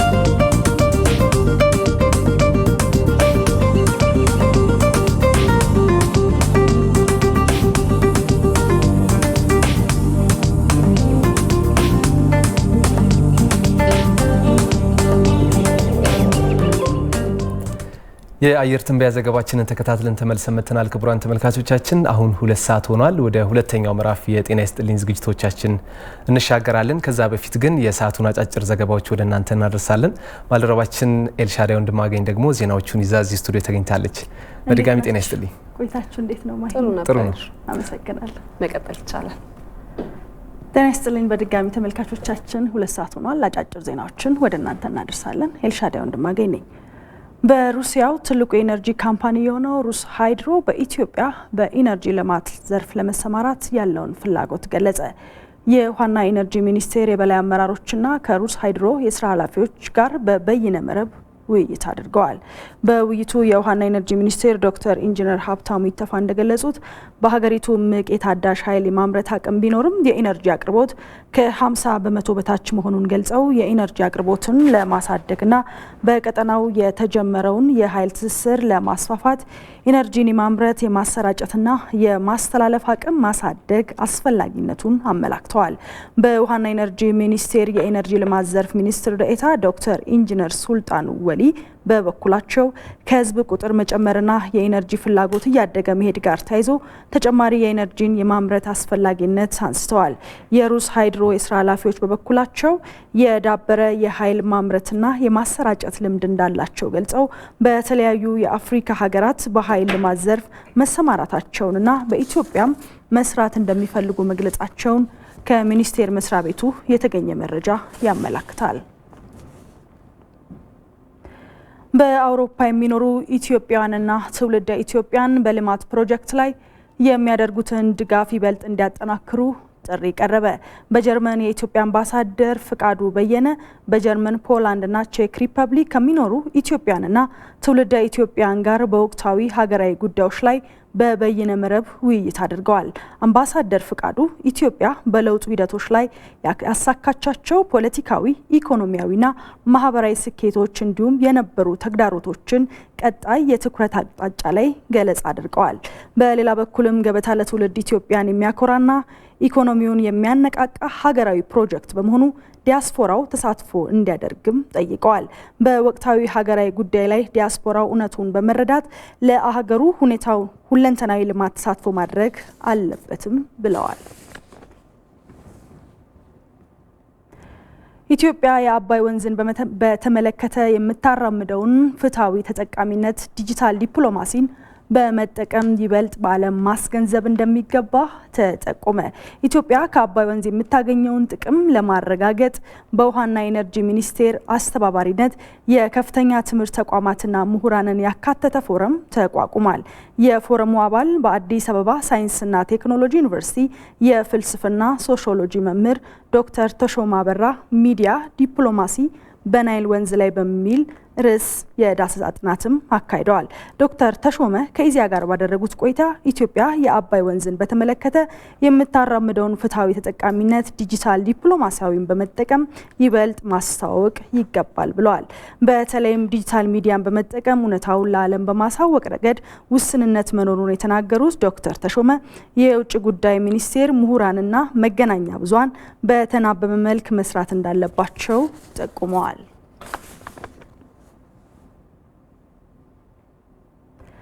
ከውጭ ኬንያውያን የወባ በሽታ መከላከያን ክትባት በመጠባበቅ ላይ መሆናቸው ተገለጸ። በኬንያ የወባ በሽታ ስርጭት ከፍተኛ ደረጃ ላይ መድረሱም ይነገራል። በየዓመቱ ከ3.5 በላይ ዜጎች በወረርሽኙ የሚጠቁ ሲሆን ከ10 ሺህ በላይ ዜጎች ደግሞ ሕይወታቸውን እንደሚያጡ የበሽታዎች መከላከያና መቆጣጠሪያ ማዕከል ሲዲሲ አስታውቋል። ዘገባው የአፍሪካ ኒውስ ነው። ተመልካቾቻችን ለጤና ይስጥልኝ ኢትዮጵያ ለ2 ሰዓት ያዝናቸው አጫጭር ጉዳዮቻችን ይህንን ይመስላል።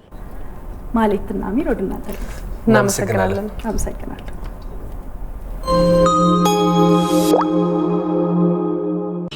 ዛሬ ቢዳምን በብርሃን የተሞላ ነገን ስንል መንፈሳችንን አጠንክረን እንጓዛለን።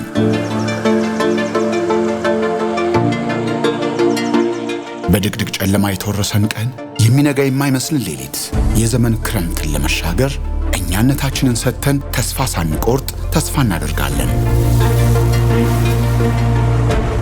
በጉዟችንም የመንፈስ ጽናታችን በአጉል ምኞት ይፈተናል፣ ይደክማል። ያለምነውን ብርሃን ስንል ግን በጽናት እናልፈዋለን። ያኔ የደከምንለት መልስ ያገኛል። ለክፉ ቀን ያልነው የተስፋ ጧፋችንም ወደ ንጋት ያሻግረናል። ከኛም አልፎ ለሌሎች ያበራል። የተሰጠንለት እውን ይሆናል። በዓሉ የተስፋ ብርሃን የምናይበትና የምንሻገርበት ይሁንልን። መልካም የትንሣኤ በዓል። አዋሽ ባንክ። ቴሌብር በብርሃን ፍጥነት የተወደደ በአጭር ጊዜ ውስጥ እጥፍ ድርብ የተራመደ አሁን ደግሞ አገልግሎቱ ይበልጥ እየላቀ ቴሌብር ሱፐር አፕን አስተዋወቀ። ቴሌብር ሱፐር አፕ የደህንነት አጥሩ ጠንካራ፣ በፊት ገጽና በጣት አሻራ የሚሰራ በውስጡ በርካታ መተግበሪያዎችን ይዟል። በአንድ የይለፍ ቃል ሁሉንም መጠቀም ያስችላል። ቴሌብር ሱፐር አፕ ሂሳብ በወቅቱ ባለመክፈል የሚመጣ የክፍያ ቅጣትን ያስቀራል። በቂ ሂሳብ ከሌሎት የብድር አማራጭ ያቀርባል። አስታውሱ፣ በመክፈል ደረሰኝ ይሰጣል። በቴሌብር ሱፐር አፕ በአንድ ጊዜ የቡድን ክፍያ መፈጸም ይቻላል። ግብይት ሲፈልጉ በአቅራቢያው ያለውን የቴሌብር ወኪል ይጠቁማል። አንድ ሰማይ ለከዋክብት ሁሉ መድመቂያ፣ እልፍ ጉዳይ በአንድ መተግበሪያ። አሁኑኑ የቴሌብር መተግበሪያውን ያዘምኑ አሊያም አውርደው በመጫን ሽልማቶን ያግኙ። ቴሌብር ሱፐር አፕ ኢትዮ ቴሌኮም። በሰሙነ ፋሲካ ውብ ድባብ እምነት ወግና ባህላችንን ተላብሰን በልዩ ፍቅር ከገነባነው ጎጆ ስር አምረንና ተውበን ደግሞም ካሳደገን ቤተሰብ ጋር በዓሉን በድምቀት ልናከብር ከበረከታቸውም ተካፍለን አያት ካደረግናቸው ወላጆች ወደ ቀጣይ ትውልድ እሴቶቻችንን አሻግሮ ከዓመት ዓመት ያድርሰን የሚለው አያት ከ60/40 የረጅም ጊዜ አከፋፈል በተጨማሪ በዓሉን ምክንያት በማድረግ እስከ ሚያዝያ 29 የሚቆይ በቤቶቹ ላይ እስከ 35% በሱቆቹ ደግሞ እስከ 30% ልዩ ቅናሽ አድርጓል። ከአያት ጋር ያሰቡት ይሳካል።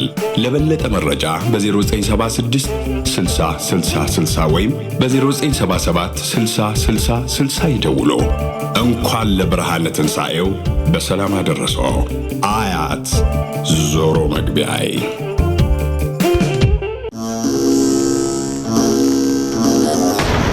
በአውሎ ንፋስና በአስፈሪው ቀን መሃል በድቅድቅ ጨለማ ብርሃን ያሳይሃል። በመከራና በሕማም በረዥሙ ጻማ ሁሌም ብርሃን አለ። የመነሳት ዜማ ሐሩር ባልነው በረሃ ይዘንባል። ያኔ ፍጥረት እንደ አዲስ ያብባል። ድቅድቅ ያልነው ጨለማ ያልፋል። ያኔ በጎ እየፈካ ክፉ ይሸነፋል። ለዚህም የጌታ ትንሣኤ ተስፋና ጽናት ይሆናል። እንኳን ለጌታችን ለኢየሱስ ክርስቶስ የትንሣኤ በዓል በሰላም አደረሳችሁ። የኦሮሚያ ህብረት ሥራ ባንክ ለላቀ ለውጥ የቆመ።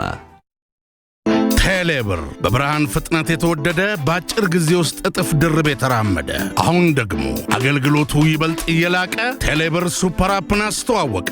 ቴሌብር ሱፐር አፕ የደህንነት አጥሩ ጠንካራ፣ በፊት ገጽና በጣት አሻራ የሚሠራ በውስጡ በርካታ መተግበሪያዎችን ይዟል። በአንድ የይለፍ ቃል ሁሉንም መጠቀም ያስችላል። ቴሌብር ሱፐር አፕ ሂሳብ በወቅቱ ባለመክፈል የሚመጣ የክፍያ ቅጣትን ያስቀራል። በቂ ሂሳብ ከሌሎት የብድር አማራጭ ያቀርባል።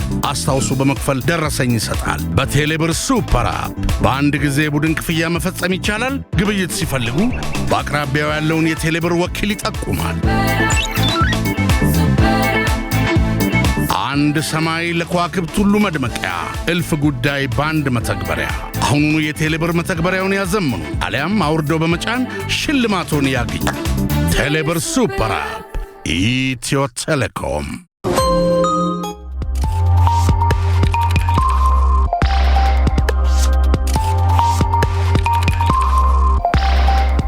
ጤና ይስጥልኝ። ኢትዮጵያ ላይ ናችሁ ተመልካቾቻችን። በሁለተኛው ምዕራፍ ወደምንመለከተው ቀዳሚ ጉዳይ ደግሞ እናመራለን።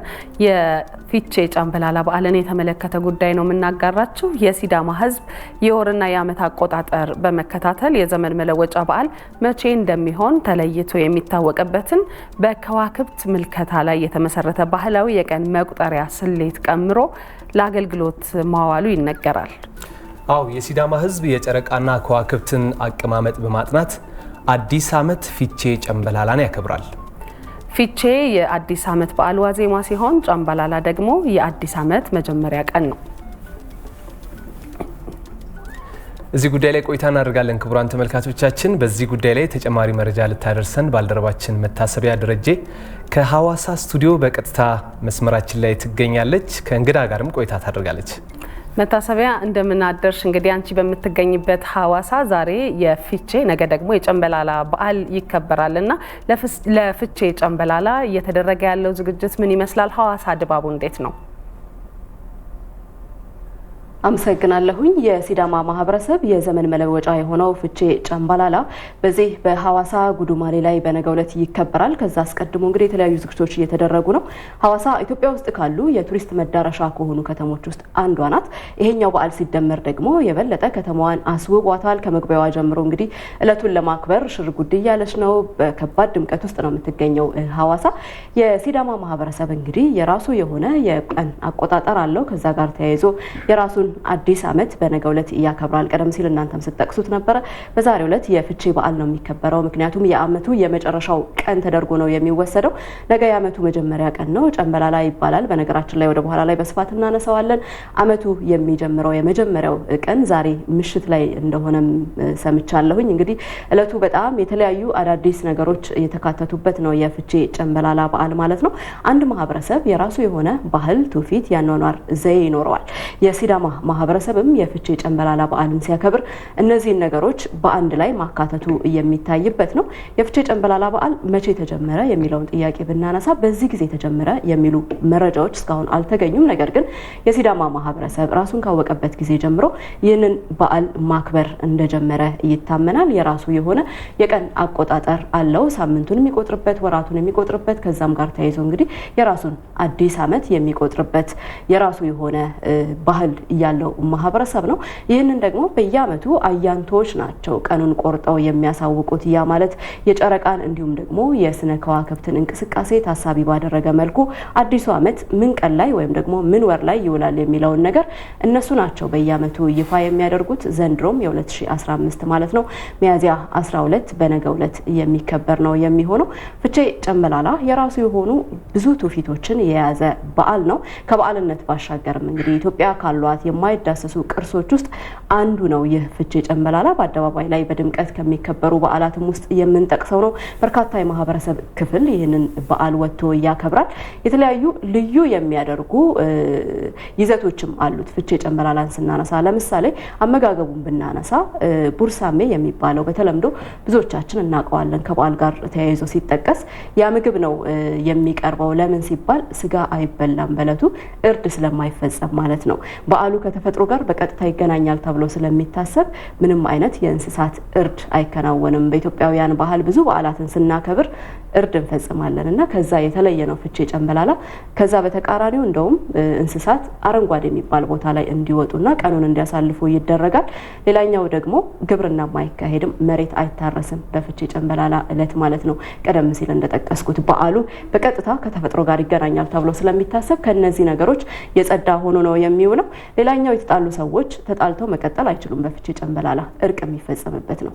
ያዘኑ ሰዎች የሀዘን ልብሳቸውን የሚቀይሩበት በዓልም ነው። ከዛ ባለፈ ደግሞ የሙዚቃ ስነ ስርዓትም አላቸው። በተለይ አንድ ወጥ የሆነ ሙዚቃ ሳይሆን የተለያዩ ትውፊቶችን የያዘ ቄጠላ የሚሰኝ ሙዚቃም አላቸው። በዚህ ሙዚቃ ውስጥ ተፈጥሮን ያደንቃሉ፣ የተለያዩ ግለሰቦችን ያደንቃሉ፣ ሀገርን ያመሰግናሉ፣ በጎ ተግባር ያከናወኑ ግለሰቦችንም እንዲሁ ያመሰግናሉ። መልእክት ማስተላለፍ ሲፈልጉም በዚሁ ቄጠላ በተሰኘው ሙዚቃ ውስጥ መልእክቶቻቸውን ያስተላልፋሉ። ቅሬታ ካላቸው ቅሬታቸውን ይገልጻሉ። እንዲደረግላቸው የሚፈልጓቸው ነገሮች ካሉ እሱንም እንዲሁ በሙዚቃው ውስጥ ያስተላልፋሉ ማለት ነው። ስለ ፍቼ ጨንበላላ ሰፋ ባለ መልኩ ደግሞ እንመለከታለን። እንግዳ ጋብዘናል። በተለይ ደግሞ በሲዳማ ማህበረሰብ ላይ ጥናት ያደረጉ እንግዳ ነው እዚህ ስቱዲዮ የጋበዝ ነው። ከዛ ባለፈ ደግሞ በሐዋሳ ዩኒቨርሲቲ የአንትሮፖሎጂ መምህርም ናቸው። ዶክተር አማሎ ሱጋ ይባላሉ። ከሳቸው ጋር ቆይታ አደርጋለሁኝ። ጤና ይስጥልን ዶክተር። ያብረስተል አይዴ ጨንበላላ ብዬ ልጀምር። ይል እንኳን አደረሳችሁ እንደማለት ነው በተለይ ለአዲሱ ዓመትና እንደው ቀደም ሲል የተወሰኑ ሀሳቦችን እኔ አንስቻለሁኝ። ፍቼ ጨንበላላ በዚህ ጊዜ ተጀምሯል የሚባል ነገር የለምና ጥናቶች ምን ይላሉ እዚህ ላይ? ፍቼ መቼ እንደተጀመረ በግልጽ በቁጥር ለመናገር ያስቸግራል። ነገር ግን አያንቶችና አባቶቻችን ስንጠይቃቸው በጣም ጥንት እንደጀመረ ነው መረጃ የሚነግሩን። ከዛ ተቀባብሎ የተጻፉ ጽሁፎችም በጣም አንሸንት ታይም በእንግሊዝኛ ወይም ጥንት ጊዜ እንደተጀመረ ይነገራልና ያንን መቼ እንደተጀመረም ደግሞ ሞር ለማወቅ ሐዋሳ ዩኒቨርሲቲ ጥናት እያካሄደ ነውና ምናልባት 1-3-4 መላምቶች አሉ። እነዛ መላምቶች ጥናቱ ሲጠናቀቅ የምናሳውቅ ይሆናልና ኤግዛክትሊ ቀኑን የዛሬ በዚህ ቀን ነው ይቅርታ በዚህ ቀን ነው ብዬ ለመናገር ሊያስቸግር ይችላል። ግን ማህበረሰቡ የተለያዩ ኢኮኖሚያዊና ማህበራዊ ስራዎችን በሚሰራበት ጊዜ በቆየ ታይም ጥንት እንደጀመረ መረጃዎች ይናገራሉ። እንዴት ነው ግን አቆጣጠሩ? በየዓመቱ ቀኑ ይቀያየራል። አዲስ ዓመት አሁን ለምሳሌ በኢትዮጵያውያን ዘንድ እንዳጠቃላይ መስከረም 1 ዘመን መለወጫ ተደርጎ ይታሰባልና ፍቼ ጨንበላላን ስናስብ ግን በየዓመቱ የተለያዩ ቀናት ይሰጡታል። ከምን ጋር የተያያዘ ነው? አቆጣጠሩ እንዴት ነው? ፍቼ ጨንበላላ እንደ የኛ የኢትዮጵያውያን ብሔራዊ ካላንደር አቆጣጠር መሰረት በሆነች ቀን ፊክስድ ሆኖ አይመጣም። እንቁጣጣሽ ለምሳሌ እንዳልሽው መስከረም 1 ነው ሁሌ የምንጠብቀውና የዛሬ 2016 የሚሆን 2017 2018 መቼም የሚሆን መስከረም 1 ነው የምንጠብቀውና ፊቼ ሁል ጊዜ በሆነች በሚታወቅ አንድ ቀን በአመት ውስጥ ተመልሳ አትመጣም፣ ይቀያየራል። እና ሲቀያየርም እንዴት ነው አሁን ቅድም ያልኩሽ ጥናት ያካሄድን ነውና ጥናቱ ሲጠናቀቅ ሙሉ ሪፖርቱን የምናቀርብ ሆኖ ጨረፍታ በዛ ሂደት ውስጥ የተረዳነው ነገር ምንድነው? አሁን አምና ሚያዝያ 21 ነበረ፣ ዘንድሮ 12 መጥቷል። ኔክስት መጋቢት መጨረሻ አካባቢ ይሆናል። ከዛ መጋቢት 20ዎቹ መጋቢት 10 አካባቢ መጋቢት 1 ይሆንና የካቲት ይገባል፣ ጥር ይሄዳል፣ ታህሳስ እያለ መስከረም ይመጣና ጳጉሜ ሄዶ ሰኔ፣ ግንቦት፣ ሚያዝያ ይመለሳል። በዚህ ሂደት ነው የሚመጣውና ያ ሂደት አሁን ዞሮ ሲመጣ ወደ 36 35 እና 36 ዓመት ይቆያል። እቺን ሚያዝያ ተመልሶ ለመምጣት ይመጣልና ያ ይቅርታ ያ የሚመጣው አቆጣጠሩ በጣም ዩኒክ ነው። ካልኩሌትም ሲደረግ ሞር የጨረቃ ካሌንደሮች አቆጣጠር ሁለት በተለይ መሬት በፀሐይ ዙሪያ ስትሽከረከርና በራሷ ዛቢያ ስትሽከረከር የሚፈቀንና ሌሊት ይፈጠራሉ። በራሷ ዛቢያ ስትሽከረከር በፀሐይ ዙሪያ ስትዞር ደግሞ አመታት ወይም አመት ይሆናል ወይም ወቅቶች ይፈራረቃሉ። ይሄ ሞር የኛን የብሔራዊ ካሌንደር ጋር የሚሄድ ነው። ሌሎችም ያንን የሚጠቀማሉ ጎርጎራውያን። ይሄኛው ደግሞ የፊቼ ፀሐይ መሬትን ስትዞር ጨረቃ ደግሞ ፀሐይን ይዞራልና መሬት ፀሐይን ስትዞርና ጨረቃ መሬትን ሲዞር የሚወስደው የሚፈጀው ቀን ይለያያል።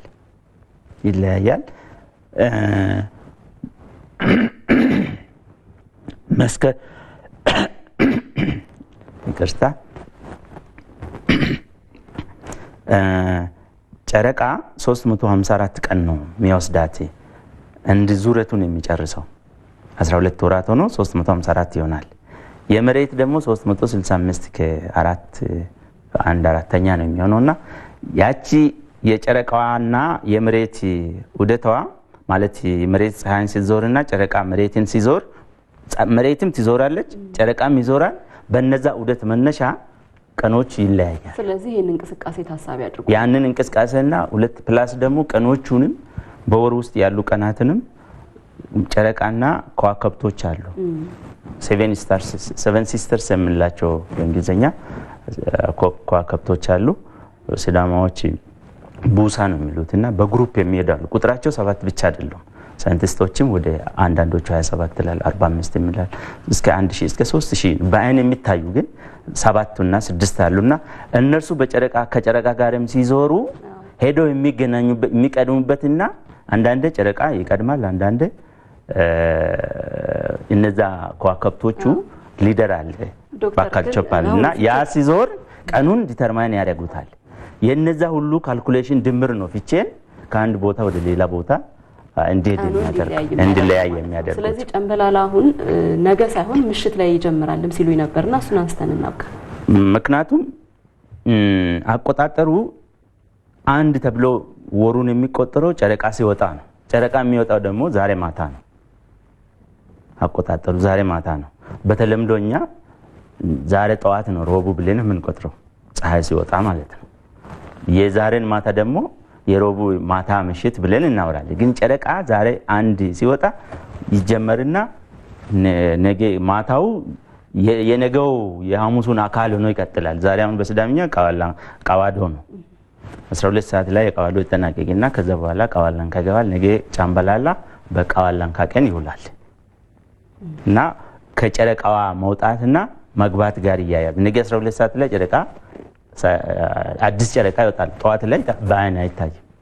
ከዛ ጋር ተያይዞ ከምሽት ይጀምራልና ያ በጣም አመሰግናለሁኝ ዶክተር አማሎ ሶጋ። መልካም በዓል፣ መልካም ቀን ይሁንልዎት።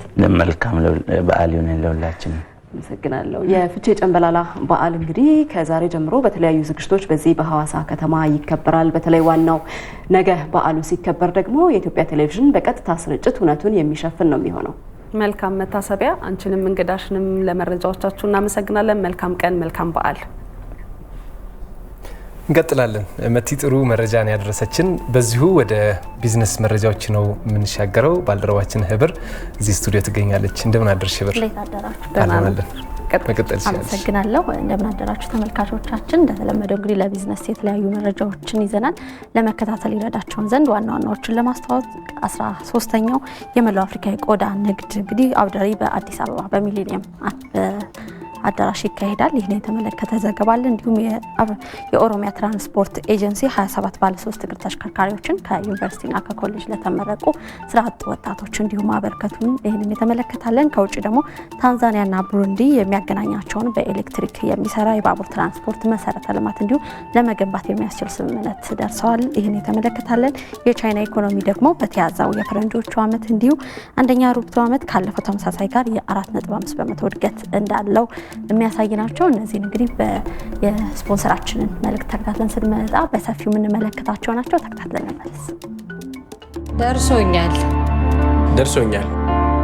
ደርሶኛል። አዎ የተላከው ገንዘብ ደርሷቸዋል። ሁሉም ለመቀበል ምርጫቸውን ኦሮሚያ ባንክ አድርገዋል። እኛም በደስታ አስተናግደናል። ገንዘቡን በክብር አስረክበን ከውጭ ሀገር በዌስተርን ዩኒየን፣ በዳሃብሺል፣ በመኒግራም ማስተር ካርድን ጨምሮ ከ10 በላይ በሚሆኑ ከባንካችን ጋር በሚሰሩ ዓለም አቀፍ የኋላ አስተላላፊ ድርጅቶች በኩል ገንዘብ ሲላክሎ ወደ ኦሮሚያ ባንክ ይምጡ። በደስታ ተቀብለን ስለመረጡን አመስግነን ገንዘቡን እናቀብሎታለን። ምንጊዜም ለስኬቶ እንተጋለን። ኦሮሚያ ባንክ የሕዝብ ባንክ።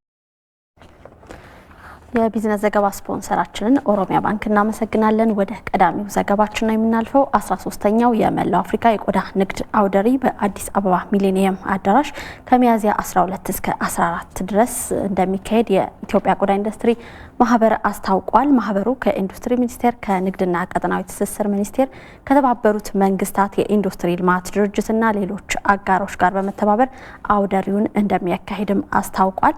የኢትዮጵያ ቆዳ ኢንዱስትሪዎች ማህበር ፕሬዝዳንት ሬድዋን በዳዳ እንዳሉትም አውደ ርዕዩ አፍሪካን ከተቀረው ዓለም ጋር የሚያገናኝ የልምድ ልውውጥ የሚደረግበትም ነው ሲሉም ተናግረዋል።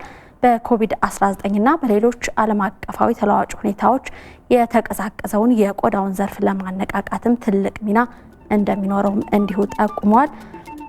ኢትዮጵያ ሰፊ የቆዳ ሀብት ቢኖራትም በዘርፉ ላይ ደግሞ የሚታዩ የምርት አያያዝና የግብይት ስራ ተግዳሮቶች ደግሞ ዘርፉ በሚገባው ልክ አስተዋጽኦ እንዳያመጣ አድርጎታልም ሲሉ ነው የተናገሩት። በኢትዮጵያ አዘጋጅነት እንዲሁ የሚካሄደው ይህ 13ኛው የቆዳ ምርቶች የንግድ አውደ ርዕይ የገበያ ትስስር ለማስፋትም ትልቅ እድል እንደሚፈጥርም ነው የተናገሩት። የማህበሩ ዋና ጸሐፊ አቶ ሰለሞን ጌቱም እንዲሁ የቆዳ ንግድ አውደ ርዕዩ ኢትዮጵያ ካላት የቆዳ ሌጦና ሀብት አኳያ ብዙ ያልተሰራበት የፋሽን ኢንዱስትሪውንም እንዲሁ ለማነቃቃትም መልካም አጋጣሚንም እንደሚፈጥር ነው የተናገሩት።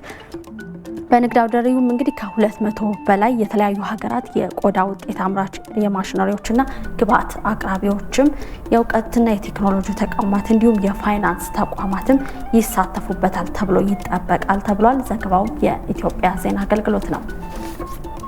ወደ ሁለተኛው ዘገባችን ነው የምናልፈው። የኦሮሚያ ትራንስፖርት ኤጀንሲ የዘርፉን ባለሀብቶች በማስተባበር የገዛቸውን 27 ባለ 3 እግር ተሽከርካሪዎችን ከዩኒቨርሲቲና ከኮሌጆች ለተመረቁ ስራ አጥ ወጣቶች ማበርከቱን አስታውቋል።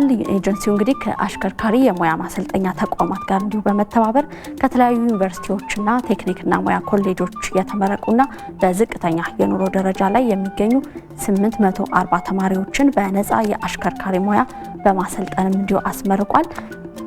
የኤጀንሲው ዋና ዳይሬክተር አቶ ጀማል ከድርም እንደገለጹት ኤጀንሲው የትራንስፖርት አገልግሎት አሰጣጥን ከማሳለጥም ጎን ለጎን ከተለያዩ ከፍተኛ የትምህርት ተቋማት የተመረቁ ተማሪዎች የስራ ዕድል አግኝተው ጥሪት እንዲሁ የሚያፈሩበትን ፕሮግራም በመቅረጽም እየተሰራ ይገኛል ነው የተባለው። በዚህም ከአሽከርካሪ ማሰልጠኛ ተቋማት ጋር በመተባበር 840 የሚሆኑ ተመራቂዎችን በነፃ ሰልጥኖ የአሽከርካሪ ሙያ ፍቃድ እንዲያገኙ አድርጓልም ነው ያሉት። በነፃ ሰልጥነው ደግሞ የአሽከርካሪ ሙያ ካገኙት ውስጥም 540 የሚሆኑትም ሴቶች መሆናቸው ተገልጿል። በተጨማሪም የአሽከርካሪ ማሰልጠኛ ተቋማቱን በማስተባበርም ከ9.2 ሚሊዮን ብር በላይ በሆነ ወጪ ደግሞ 27 ባለ 3 እግር ተሽከርካሪዎችን እንዲሁ በመግዛት በዝቅተኛ የኑሮ ደረጃ ላይ ለሚገኙ 54 ስራ አጥ ወጣቶች አበርክቷል ተብሏል። ዘገባውም የኢትዮጵያ ዜና አገልግሎት ነው።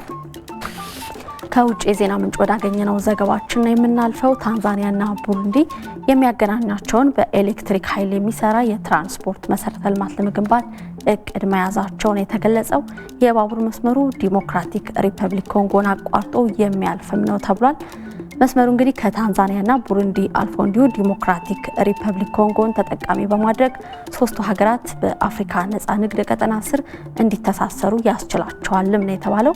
ለባቡር መስመሩ ግንባታም ደግሞ $900 ሚሊዮን መመደቡም ነው የተገለጸው። የኤሌክትሪክ ባቡር መስመሩ 282 ኪሎ ሜትር ርዝመት ያለው ስለመሆኑም ተገልጿል። የታንዛኒያ ፕሬዝዳንትም ሳሚያ ሳሁሉ ሀገራቸው ከቡሩንዲ ጋራ በጋራ የምትገነባው የባቡር መስመሩ ሁለቱ ሀገራት ያላቸውን የንግድ ስትራቴጂያዊ እድል ለመጠቀምም የሚያግዝ ነው ብለዋል። የባቡር መስመሩን ለመገንባትም የሚያስፈልገውን የፋይናንስ ለማግኘትም ሁለቱ ሀገራት የአፍሪካ ልማት ባንክ ድጋፍን መጠየቃቸውም ነው እንዲሁ የተገለጸው። የባቡር መስመሩም ደግሞ በ5 ዓመታት ውስጥ ተገንብቶ እንደሚጠናቀቅም ነው እንዲሁ እቅድ የተያዘው።